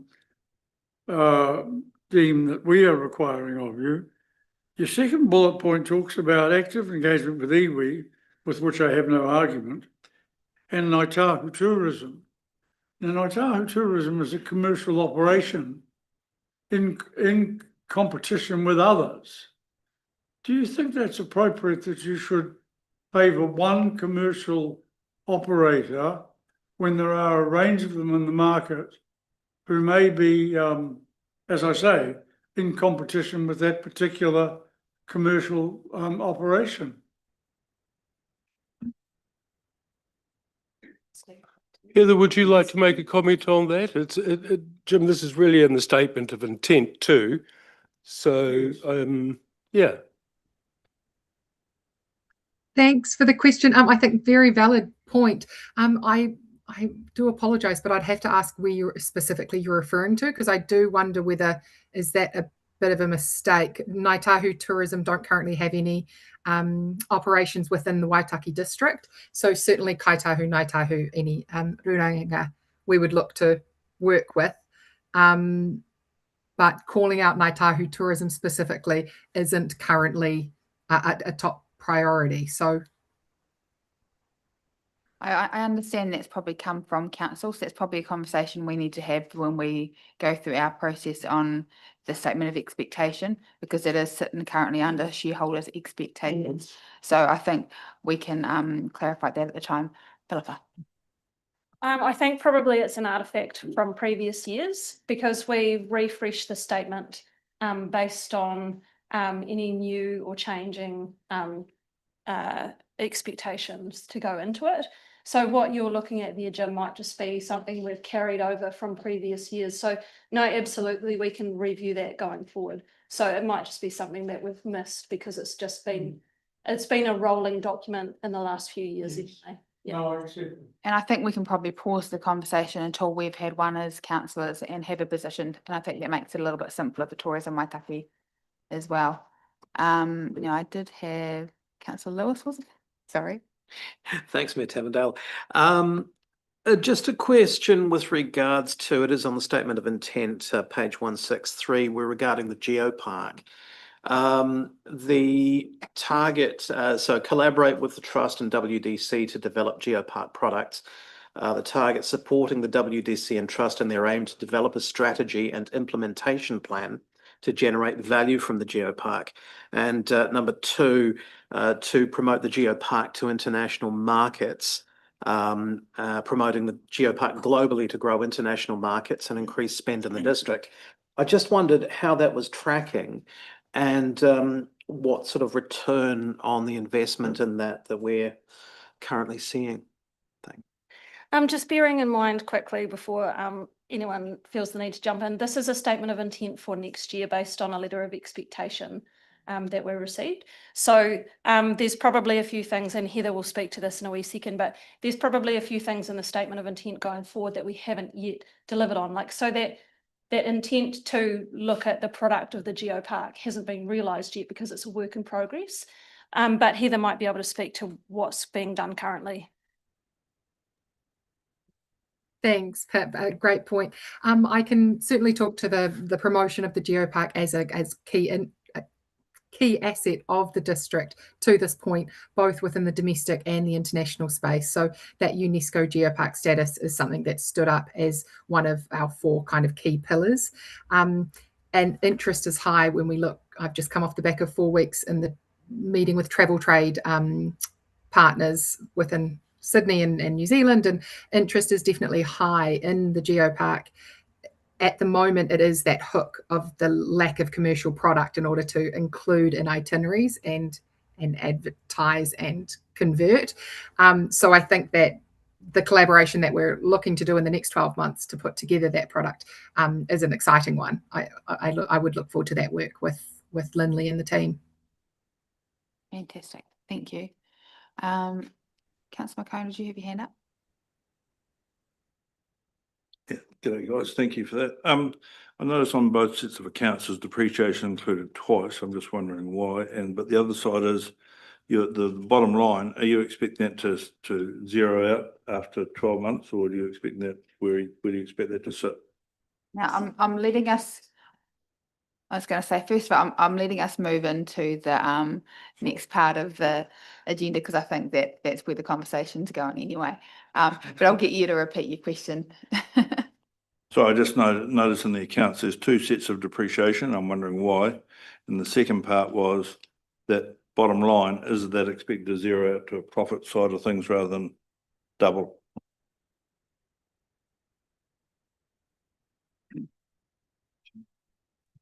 Janine might have a comment on this as well.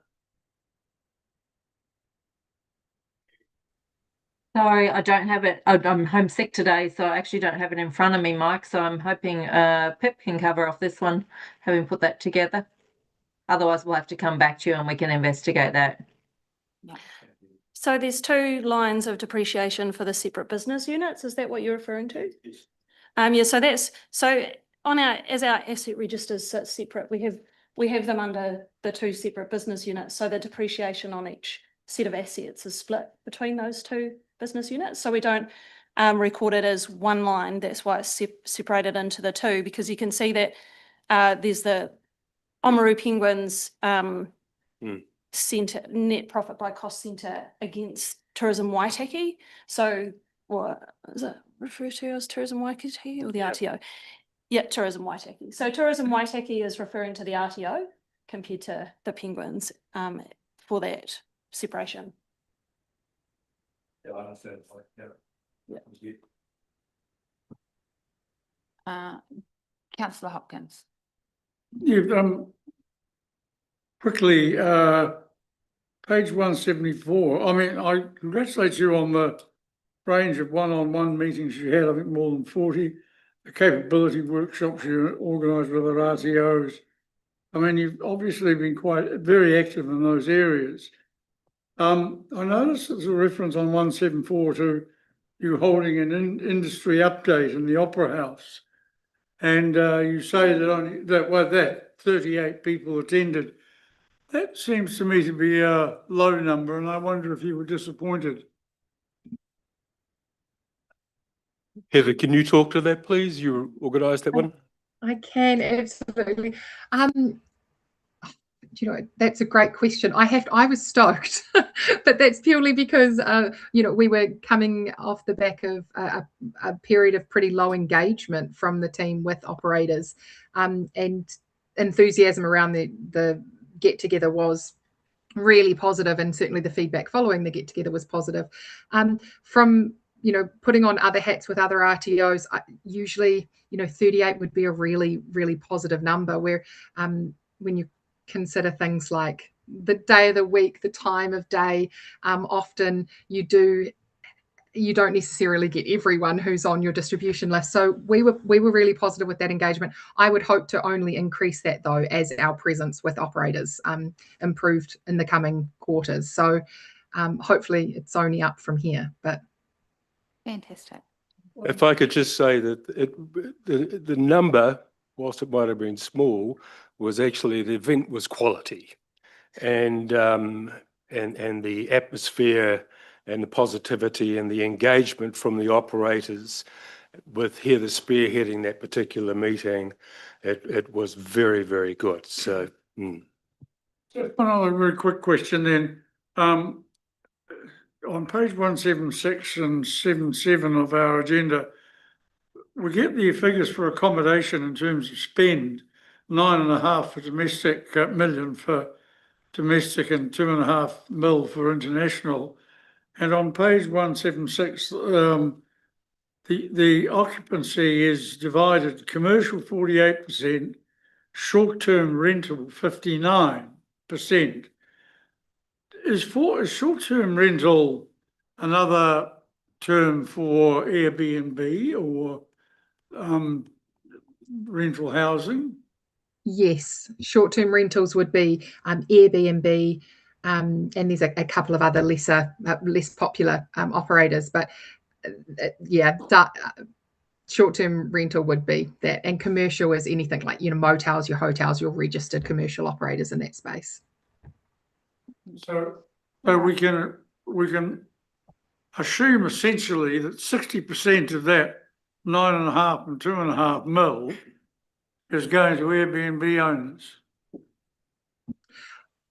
I would want to look at the specific report that before I confirmed that, because I don't know which two reference points you're talking to. But and also I would question, well, not question, but certainly caution the source of each of those statistics, because tourism stats in New Zealand are notoriously challenging. So you want to make sure that whatever you're referring to is coming from the exact same source. The data that we provided would have come from visitor data, which we pay for to gain insight into. And I don't know whether that first reference point you mentioned is the same. Well, I'm going on your visitor card spend figures on page 177. Yeah, we can get that clarified when we do catch up as a group. Right, Councillor Thowning, then Councillor Cowles, and then we'll have to pull it to a close. Yeah, just to clarify before I ask, I've got the half-year report, which is more detailed than what's in the agenda. Are we able to ask questions about that? That's all right. On that half-year report in the Tourism Waitaki Limited, the net profit by cost centre, I just noticed the interest received was a lot lower budgeted and actual than last year. And also the actuals to December 25 are tracking at only about a sixth of or thereabouts of the full year. So I was just wondering if there's or what the explanation for those variances might be. I'm happy to talk to that one, Pip, if you want. That's really just that with our funding, well, with what we've got in funds, we've spent a lot in the last 12 months on the refurbishment of the Discovery Centre. So that money previously had been sitting in investments and term deposits earning interest. So it's been moved out and used for capital items instead. Understood, thank you. And also note the net promoter score is currently fairly static. Does that cover the opening of the new or refurbished offering there? It does, yeah. So that's in essentially the 12 months to the end of December. So it would have included a long period than that. So the Discovery Centre opened in September. So we'll probably get a better picture in this coming year of those figures. Thank you, through the chair. Couple of things. Yeah, it would be great to get a clarification around that. That short-term rental, because likes of our operation, we're also sitting on Airbnb. Where that data comes and how that sits, and if it's coming from Airbnb itself, then it's clearly going to report some of the commercial side as well. So it would be good when we get to catch up. I'm not asking for that now. But outside of that, I just want to congratulate you guys, in the last 12 months, seeing the changes structurally that you've put in, the upgrades and those sorts of things. I know it's relatively unique for an RTO to have some form of funding coming on the other side, but the shared, the work, the engagement from Heather, it's been really an outstanding change around in the last 12 months. So congratulations from me, thanks. Thank you. So just want to thank you all for your time you spent, and you are doing a fantastic job, and we've got some more conversations to come, which will be really good. We look forward to them. Thank you. Thank you. So councillors, I'll steer you to page 101. At the bottom of the page there, we've got 3 recommendations around receiving the documents we've just spoken about, receiving the contracting half yearly report. I'm not sure why some of the documents are in here and not. There's only Madam Chair, I'm listening to those 3. That's all right. Where's okay touch on this? Yeah, the half year report from tourism, I think is not named down in the. So I'll take that movement from councillor Hopkins, but can we, number 2 there, add the tourism Waitaki half year reports into the and Marama Airfield, just because they're not sitting in that space. So 1, 2 and 3, do I have a seconder with those 2 reports added? What's that 3 on the next page? And number 3 on the next page, yeah. So that's seconded by Deputy Mayor Ryan. Right, any other comment on that? So I'm going to put that. All in favour, please say aye. And against? That's carried. And thank you very much, Janine and Megan online. We appreciate it. Thanks a lot. Bye-bye. Bye. So we're going to move now into, well, first of all, we'll move to the appointment for the hearing panel, which is on page 60. And on that one, I'd like to recommend that we move that conversation into the public excluded portion of the meeting. So I'll move that from the chair.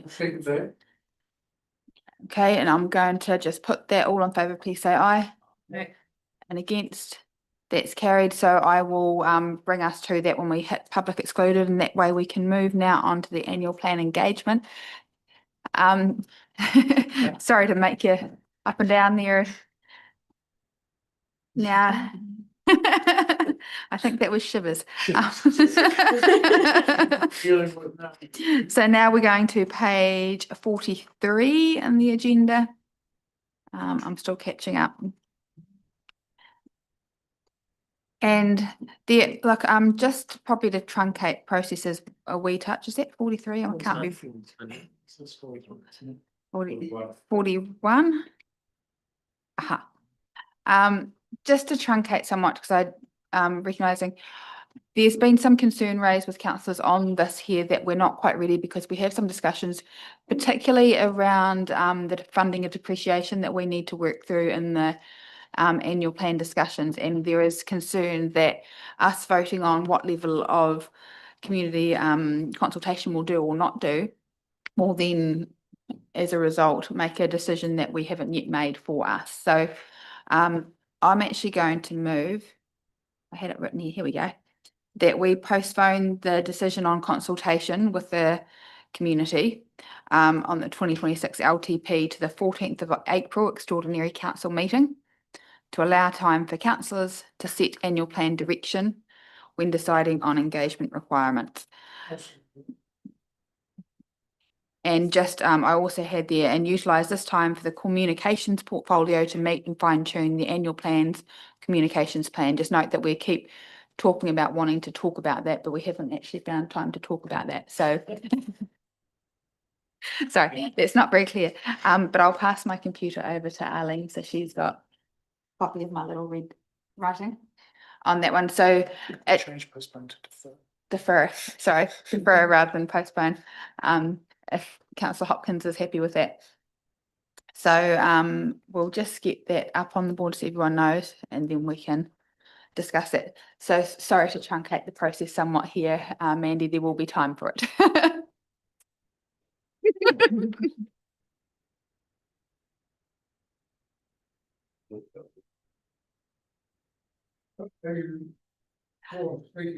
No, currently what I'm doing is I'm giving us a half a breather so Arlene can catch up with the changes I'm making, and then we can put them on screen so everyone knows what we're voting on, and then we can vote, and we'll listen to what Joe's got to say.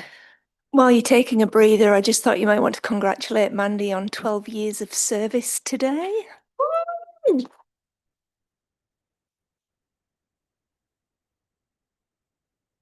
Congratulations, Mandy.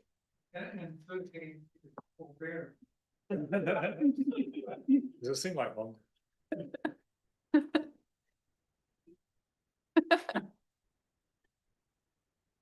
And I guess while we're waiting as well, also thank the team for all the work done on this. I know that by deferring this paper, it's not trying to belittle the work done, it's just giving us a little bit more time to put the communication in the right order.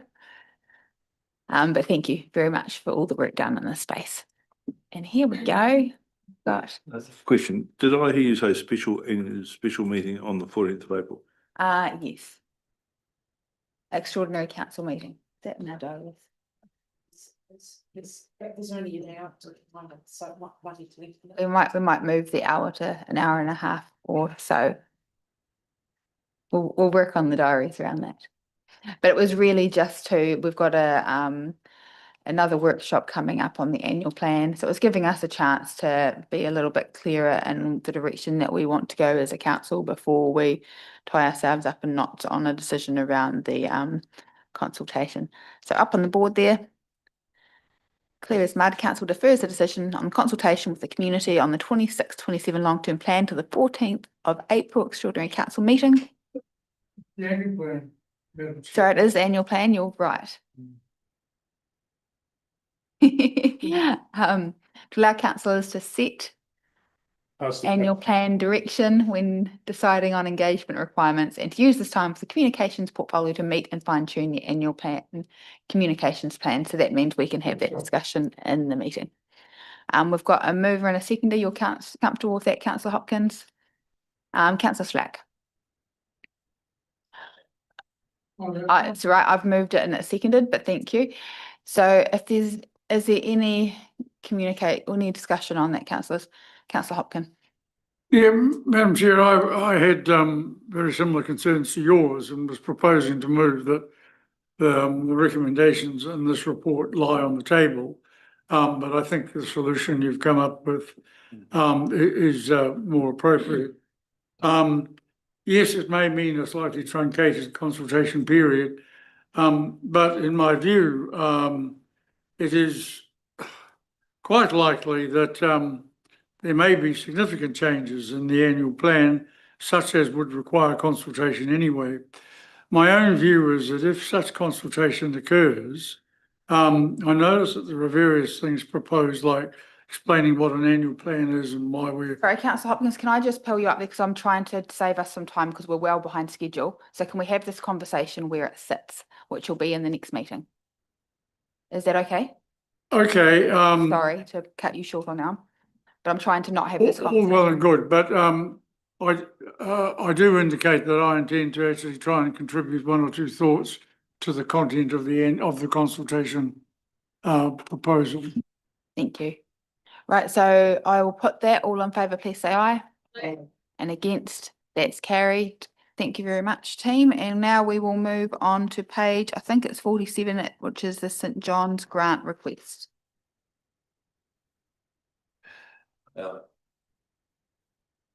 Sorry, Mandy. No? This is the blind leading the blind. Okay, so Mandy. Thank you, everyone. So I'll take the report as read and just give you a few key pointers from that report.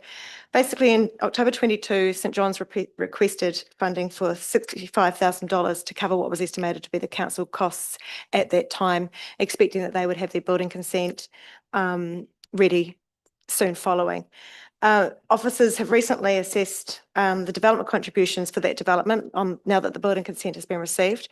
Officers assessed the development contributions, and when they went to issue that invoice, they remembered that there was the note there that was the agreement by council in October 22 for that 65,000. And then just wanted to check process. And the reason why we're here today is because the funds that were allocated in the 23-24 annual plan, as per that agreement by council on October 22, have not been carried forward. And because there's been 2 terms of council since then, we felt it was appropriate to bring this opportunity to you yourselves to reconfirm that allocation of that $65,000, recognising that there isn't the budget for it in the 25-26, but recognising that previous commitment and just to seek your agreement to that. Thank you, Mandy. Right, councillors, any questions? Deputy Mayor Ryan. Thank you. I just wondered, has there been any engagement with St John or any sort of update in their position? Because the information we have in front of us is from 2022. Yeah, thanks for that. No, there hasn't been any engagement back from St John. They haven't sought those that application of the commitment from us. It's just something that we have in our system. So there's been no engagement around this. We just felt that we'd best to front step this, and then once we get the confirmation, we'll be raising the invoice, but also, you know, we'd raise a credit to that and send them a letter to advise them, because whilst they have paid some other invoices to some of those fees along the way, no credit's been applied to that. So we just wanted to tidy that process up and keep it clean. Would it be fair to say they knew of the last decision of council way back when, and so probably anticipate that funding is there for them? 100%, and there was that agreement of council, and that agreement of council back in 2022 also related to the conversation around the land, and there was some sort of agreement at that in that decision when we didn't give the land that they had previously sought to make a commitment later on. So yeah, this was all sort of part of that wrap in the October 22 decision. So I think that whilst they haven't sought the credit on the payments that they have made to date, that will be a very much an awareness by them. Thank you. Councillor McLean. Yeah, just for me to be totally clear, I mean, all they're asking for is us to donate the staff time that it would normally cost that they'd be charged for permits and consents and everything else. All they asked for at the time in 2022, the council fees for their contribution for their development were estimated at $65,000, and that was to cover their building consent fees, their resource consent fees, and their development contribution fees, which are the majority of their building council fees that they'll be getting for their development. Since then, the development has increased in size, so the costs have increased, and we've also seen some changes in those fee structures. So they have increased, but they've not sought an increase in their commitment that's been made. It's just reconfirming that through process.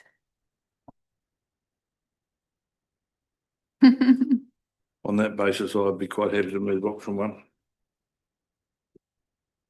So is that option 1 and 2 or just option 1? Option one. So they sit hand in hand, I think. Are we moving an option or the two recommendations on page 47? That was the option. Reconfirms and then directs us to basically funding that within the this financial year. There's, if you look on page 47, the recommendation 1 and 2. So it's reconfirming the support, and then it's where that money is coming from. Does that make sense? Yeah. Are you happy with both, or are you still just moving the one? Oh, so that's the recommendation. I was looking at the options. That's all right. So you're happy with 1 and 2? Yeah. Okay, we've got to move with 1 and 2. Do we have a seconder? Councillor Lewis, are you?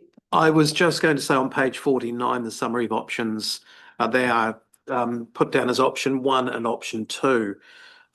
So that's on the summary on page 49. So just for clarity, Okay. I'm happy enough to support the recommendation on page 47.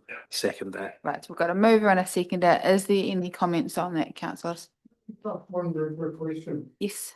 I'm just curious to know whether, I noticed that St John doesn't appear to have asked for any increase in that 65,000 contribution, even though they're still there for $32,306 to pay on charges we've imposed on them. But why were the funds not carried forward? Was there any policy or principle decision behind that fact? Offset error. We made a mistake. Okay, thank you. Right, is there any other questions, councillors? No, well, I'll put that. All in favour, please say aye. Aye. And against, that's carried. Thank you, Mandy.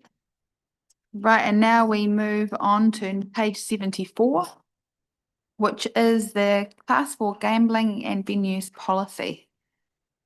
Welcome. And Thank Andrew, you. if Through you want to kick it off. Sorry, thank you through the chair. Here to seek approval to release for public consultation the draft Class 4 gambling policy and the draft TAB venues policy, supported by the statement of proposal prepared under the Local Government Act Special Consultative Procedure, which is a requirement. Happy to answer any questions. Councillor Cowles. Sorry, I'd just like to declare a conflict of interest in this as I have a venue. Thanks. Thank you. Councillor Linwood. Thank you. I have two questions. Do you want me to ask them like one at a time? Okay. I am just curious to know if we have any up-to-date local data on gambling losses or harm in the district and how that is informing this policy review. And I just want to note quickly that there was an ODT article last May that said that we collected about 4 million in gaming proceeds from our 11 venues. So I'd be curious to know if we knew what the total was now. It's in the statement of proposal, the level. It's a slight increase in terms of the amount of money over the last 3 years that has been allocated, and there's been a decrease overall nationally in regards to the amount of gaming machine proceeds, and that's with our sinking lid having been in force since 2022. So we don't have any more machines yet.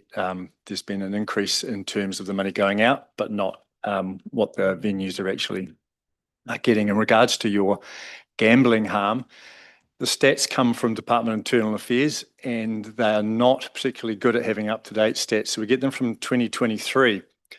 What we will get is when we go out to consultation with the community is our stakeholders who regularly submit in regards to this, like the Gambling Harm Association and other specialised groups, and especially Salvation Army. They have real in-depth data, like real data in regards to what they're doing in our district to reduce harm or what they're seeing. So it's really hard to get accurate stats from DIA. So we but we get a little bit more data from these other organisations when they actually will put in their submissions, which they will. So sorry, I can't answer it definitively for you. Thank you. And also with the sinking lid policy, have we had a reduction in any gambling machines since we've imposed it, or it's just been the same? No, it's remained static since we introduced it in 2022. Councillor Holding. With the revenue down, but the community benefit up, what's the levers of change there that's happening?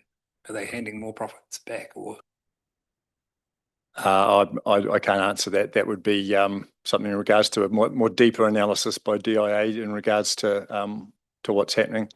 But I don't like. They're required to return 40% of their profits, net profits, back into grants into the community. So, given that revenue's trending down, I'm not sure how they work out that there's more money coming to the Councillor Cowles. Looks like you might be able to answer that. I can lighten that a little bit. Look, there's been an entry of a couple of new trusts into the region, and whilst he's the same requirement to return, they have a larger national pool, and so therefore they return things to such as St John's, which are big ticket items and those sorts of things, which increases the return to revenue. So it's just a change of the mix of trusts and where they focus their funding. Thank you. Councillor McCone, then Councillor Felning. Correct me if I'm wrong, but this came through last year as well. So it's an annual request. So if that is the case, I'd be quite happy to move your recommendations. I can just clarify that we do it every 3 years, and last year we asked for permission to do the review and to push it over into 2026 so that it comes out of that 3-yearly cycle, which is when we have our elections as well, and it becomes very tight schedule for councillors because we have to go to the special consultative procedure. Okay, so I'll take that as a notice of motion, but I will take Councillor Felning's question first.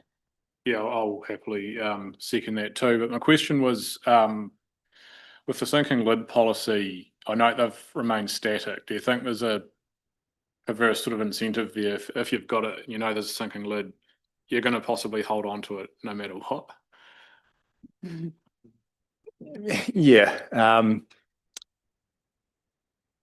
The other alternative is that you have a cap. But the cap is what it is at the date that you set the policy under the sinking lid. If you have an amalgamation or a venue closes down, you can't replace that venue. You have to reduce the number of venues or the machines. So a lot of councils are going towards the cap or the sinking lid. Yeah, I agree with you that yeah, they'll likely hang on to it. But things change, leases change with premises, but we haven't seen any change in the last 3.5 years here. Right, Councillor Hopkins. Yeah, I have some questions, but a very quick comment at the start. I would note that although GMP gaming machine proceeds are down 6% or 15.4% in real terms, gambling grants to local groups are up from 542,982 in 2022 to 635,788 in 2024, which is a lot more than we provide. And quite frankly, I think if there's an issue with gaming at the moment, the best example of gambling addiction I see is people queuing up every week for Lotto and its associated products and or doing it online.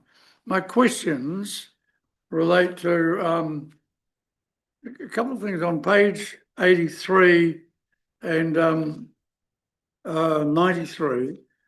83, there's a 4.2 relocation of existing class 4 gambling venues. 421, council at its sole discretion and under circumstances it deems exceptional may permit existing.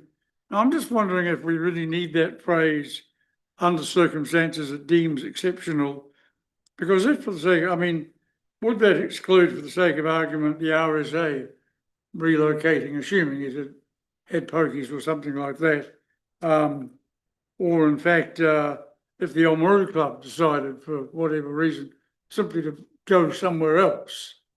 And I just think surely if we say that this relocation is at our sole discretion, that's sufficient. Down the bottom of that page, you've got... we need to probably address that because this is a document we've got to make decisions on today to go out.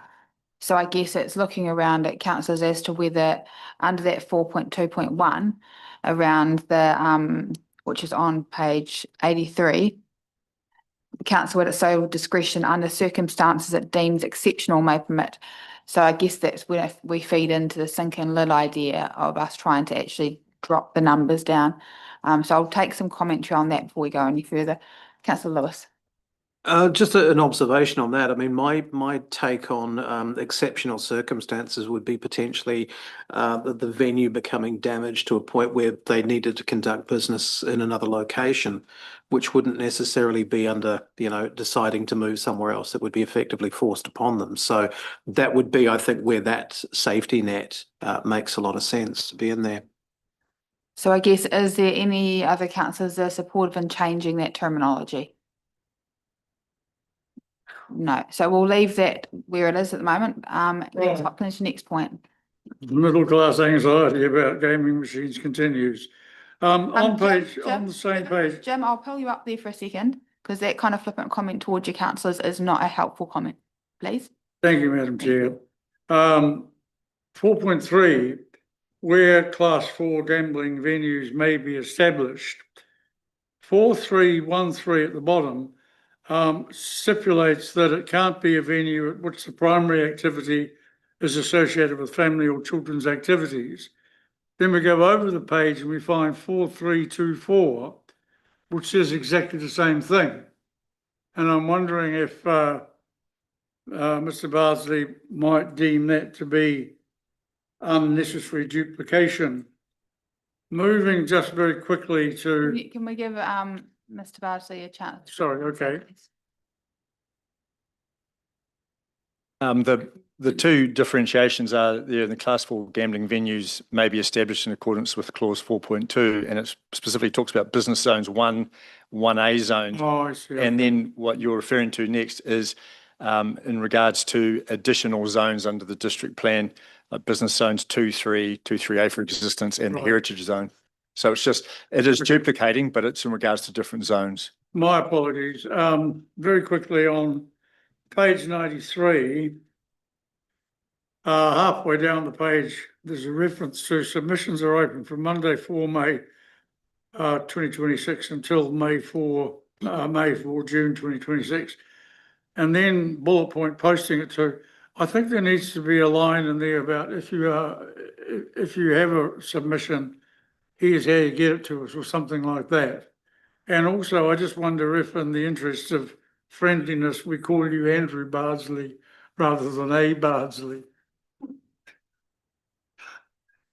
Happy to change it to Andrew Bardsley, but our main working with the comms team, community engagement, our main way of reaching or people being able to submit will be through the Let's Talk Waitaki page, as well as if they wish to post it in or deliver it to council. Then perhaps that should be made, that information should be relayed in a line. It's in the line above, but I can incorporate it all into the same paragraph if you want. Yeah. Thank you. Councillor Thowning. Yeah, just on page 82, I just note the definition of society references the Old Societies Act of 1908, which is replaced. Well put. All right, so we do have a mover and a seconder. I'll just go back to what page was that on? Can anybody help? Here we go, page 74. So it was moved by Councillor McCone, seconded by Councillor Thowning. And that is approving it's a draft for gambling venues policy and the TAB venues policy for consultation. So I'm going to put that. Everyone comfortable in voting for? Perfect. All in favour, please say aye. Aye. And against? And abstained by Councillor Cowles, otherwise that's passed. Thank you very much. Right, now we'll move on to page 98.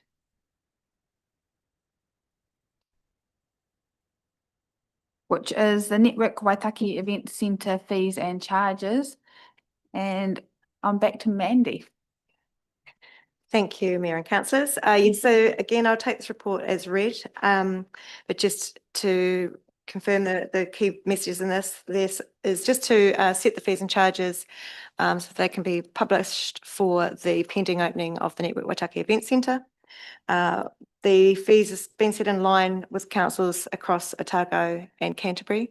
So their fees and charges for their similar facilities have been considered at the time these were formulated. And that is all I have to say. If there's any questions, I'll call in. So I'm just going to pass to Deputy Mayor Ryan first, just to also having been part of the trust conversations, I thought would be helpful. Yeah, thank you. I guess just for council laws to be mindful of, this is a big shift for a lot of our community sports groups and clubs and organisations.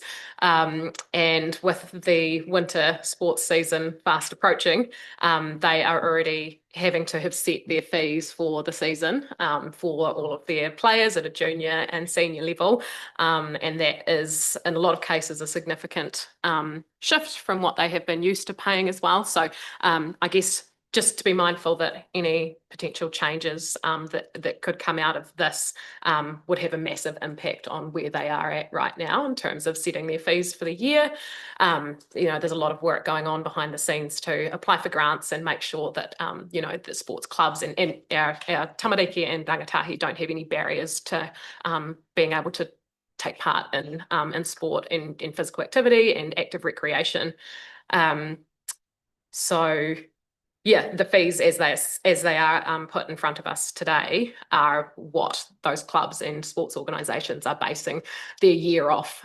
So just to be mindful of that when decisions are being made today. Thank you. Councillor Lewis, then Councillor Schlapp. I'm happy to move this. I do think, just to what Councillor Deputy Mayor Ryan was just saying, I think it's important that we actually make sure that we build in some sort of feedback loop with regards to fees as well. And this is for the 25-26 year, but that we have the ability to revisit and adjust as and when is required. But otherwise, I'm supportive and happy to move that. Thank you. I'll take that as a notice of motion, but I'll move to councillor Schlack, then councillor Downing, then councillor Hopkins. Yeah, when they just, there is the community rate, there's a commercial rate. Just wonder, do we have clear definitions on what each one of them actually is?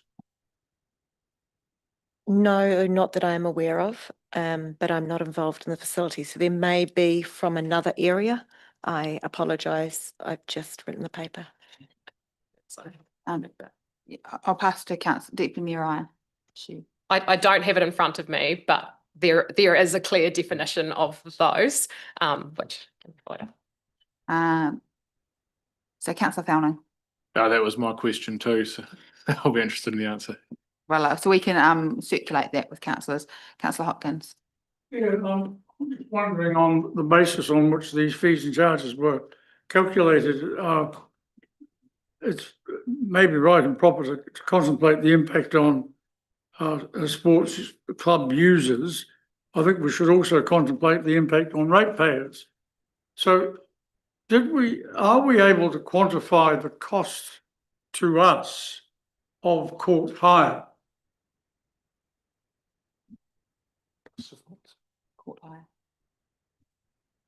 I mean,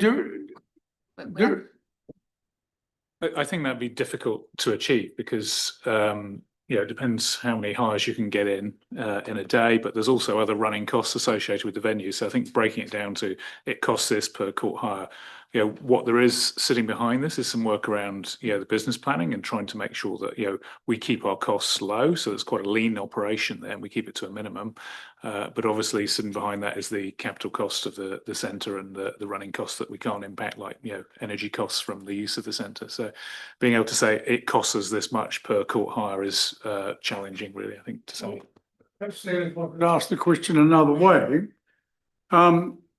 As of today, what do officers anticipate the annual OPEX for running the centre to be? You just said it's going to be lean and low. So what is the quantum of OPEX that you anticipate being charged? I don't have that in front of me. It's set out in the budget that was agreed by council. So that's what we anticipate it to be. But obviously it's a new venue, new facility. What it will actually cost will depend on, many things, like how many people use it and how much, they're prepared to pay. We know this is going to be a big change. So it's as per what the budget line is at the moment, which I don't have in front of me. And do we have a policy perhaps predicated on charges at the aquatic centre or comparable facilities at other jurisdictions? Do we have a policy as to what percentage of OPEX should be paid by users and what percentage should be paid by non-using ratepayers?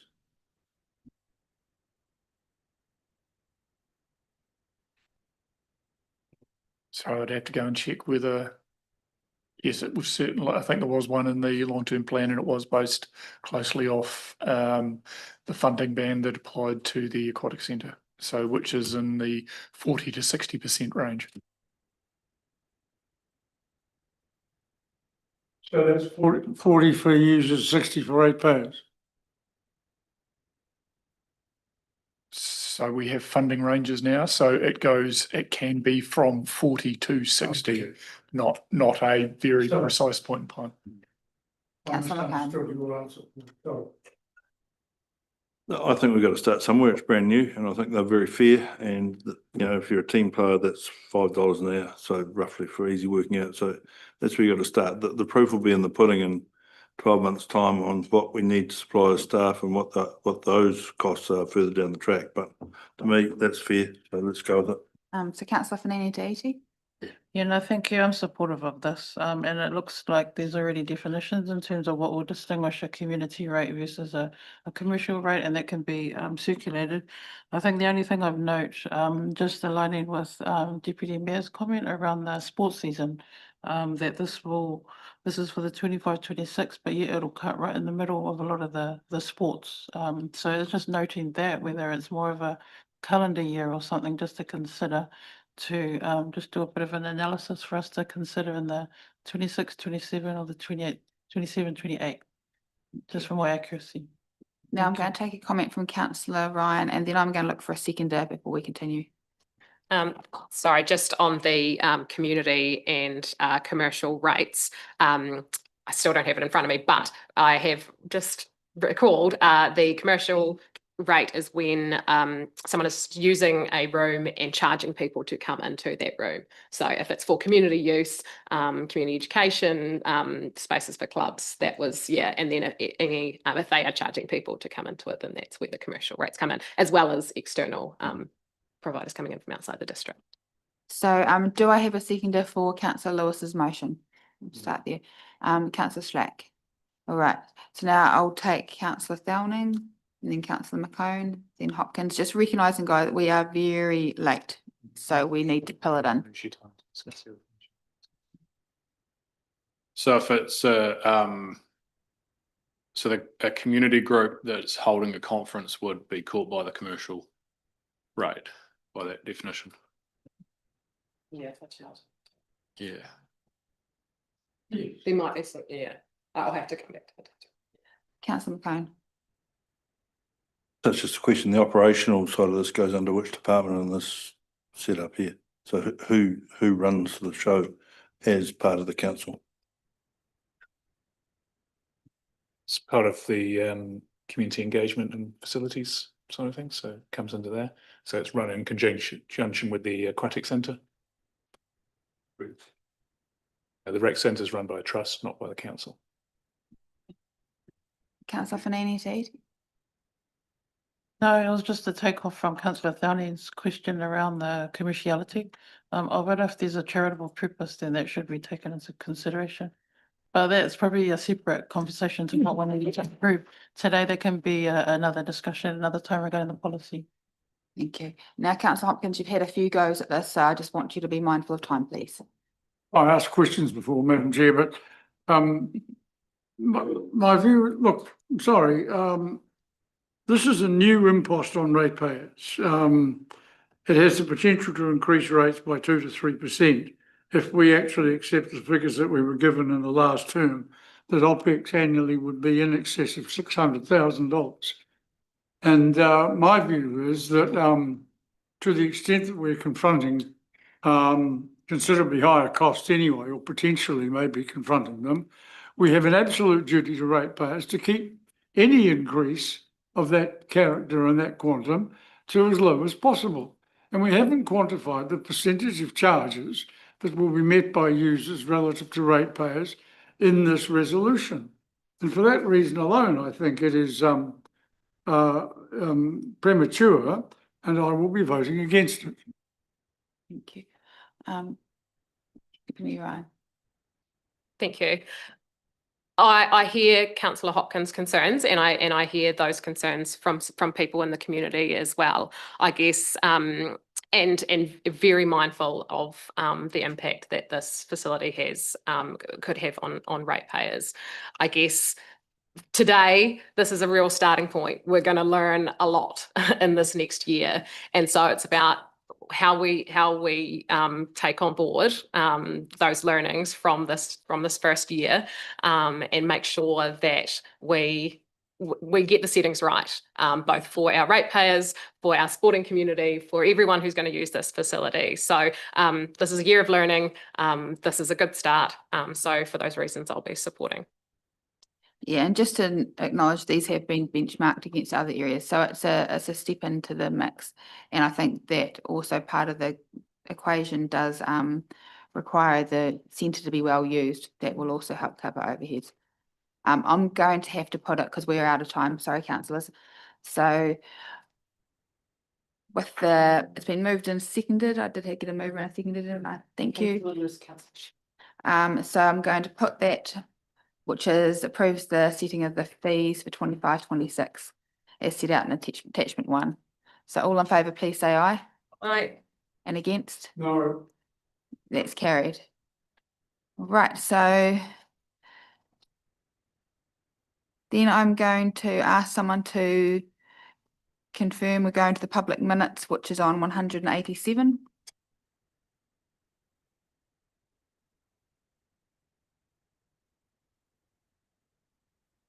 Do I have a move of them? Okay, move councillor Holding, seconded councillor McCone. Any discussion? Yes. Thank you, councillor Sorry. Hopkins. Bear with me for a moment. Those topics, those minutes, page 17, on page 2, the word available is misspelt. And on this, on page, Can we keep it material, councillor Hopkins, because we are late? Can we keep it material because we are late? We can do spelling mistakes. I can't hear you. Can we keep it material? Spelling mistakes are not, we don't have time. Oh, all right, okay, well, I'll pass those on to, do I pass those on to the, governance advisor subsequently, do I? I thought we were supposed to bring them to the meeting. No, thank you. There are two matters that I have in relation to content. On page 189, the minutes say, in respect of the comments by Mr. Simon Lamming at the public forum, he questioned whether councillors have the skills and qualifications to run a multi-million-dollar business. That is incorrect. He said we didn't. He made that as a direct statement of fact. And I believe the minutes should record that. And also, just out of curiosity. First of all, before we do that, are councillors comfortable with that change to the minutes? You want to? All right, I'm happy with that. So we'll change that. Thank you. Do you agree with that? Yeah. So. Pardon? I moved it, I made changes. Yeah. Oh, okay, but I have one other question. Can I just ask this? Arlene or Alex or Mel, I notice on page 193, I think that I'm shown as being against a resolution, namely the Otago Local Authorities Triennial Agreement. Now, previously, if we've voted no but not asked our vote to be recorded, it hasn't been. And I'm just wondering about, I know that the Ombudsman said everyone has to know who voted which way, but to some extent, this is a violation of a councillor's right to choose to have the vote recorded or not, isn't it? I don't think so. You're in a public meeting. And I think that we have had that discussion as councillors and we were keen on the transparency side of things. And we thought that as a rule, and we have had this discussion, that we were comfortable with recording names.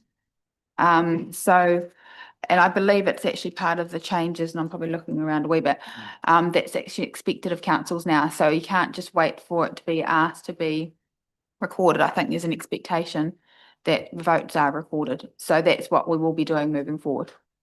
So that renders null and void the previous entitlement of a councillor to say, may I have my vote recorded or not? Yes, So the Ombudsman has literally put a red line through that. No, your vote will be recorded. That's what I'm saying. Yeah, so it's a public record and we're in a public meeting.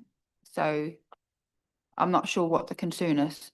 Well, my concern is very simply that we are now, and this will apply to anyone who votes today or abstained or voted against things, whether they asked Arlene to record the vote or not, the minutes will show the vote they cast.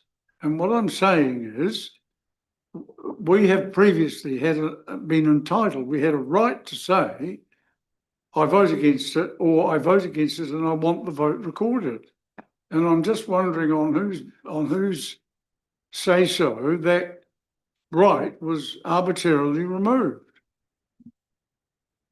So we have discussed this with you in terms of adding to the transparency, and it was something that came from our community, not just the Ombudsman. You haven't had that right removed. It just effectively means that, it's recorded. You can still ask for it if you want to.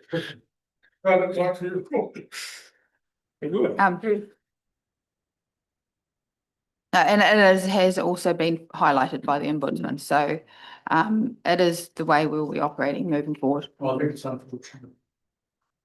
Understood.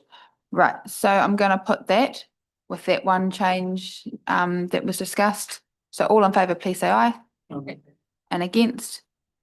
That's carried. And now we're going to be moving into the public extended, public excluded session. So for everyone watching online, thank you very much for joining us. We'll move this now. Do I have a mover to move us into public excluded? Councillor McCone, Councillor Fanini Titi.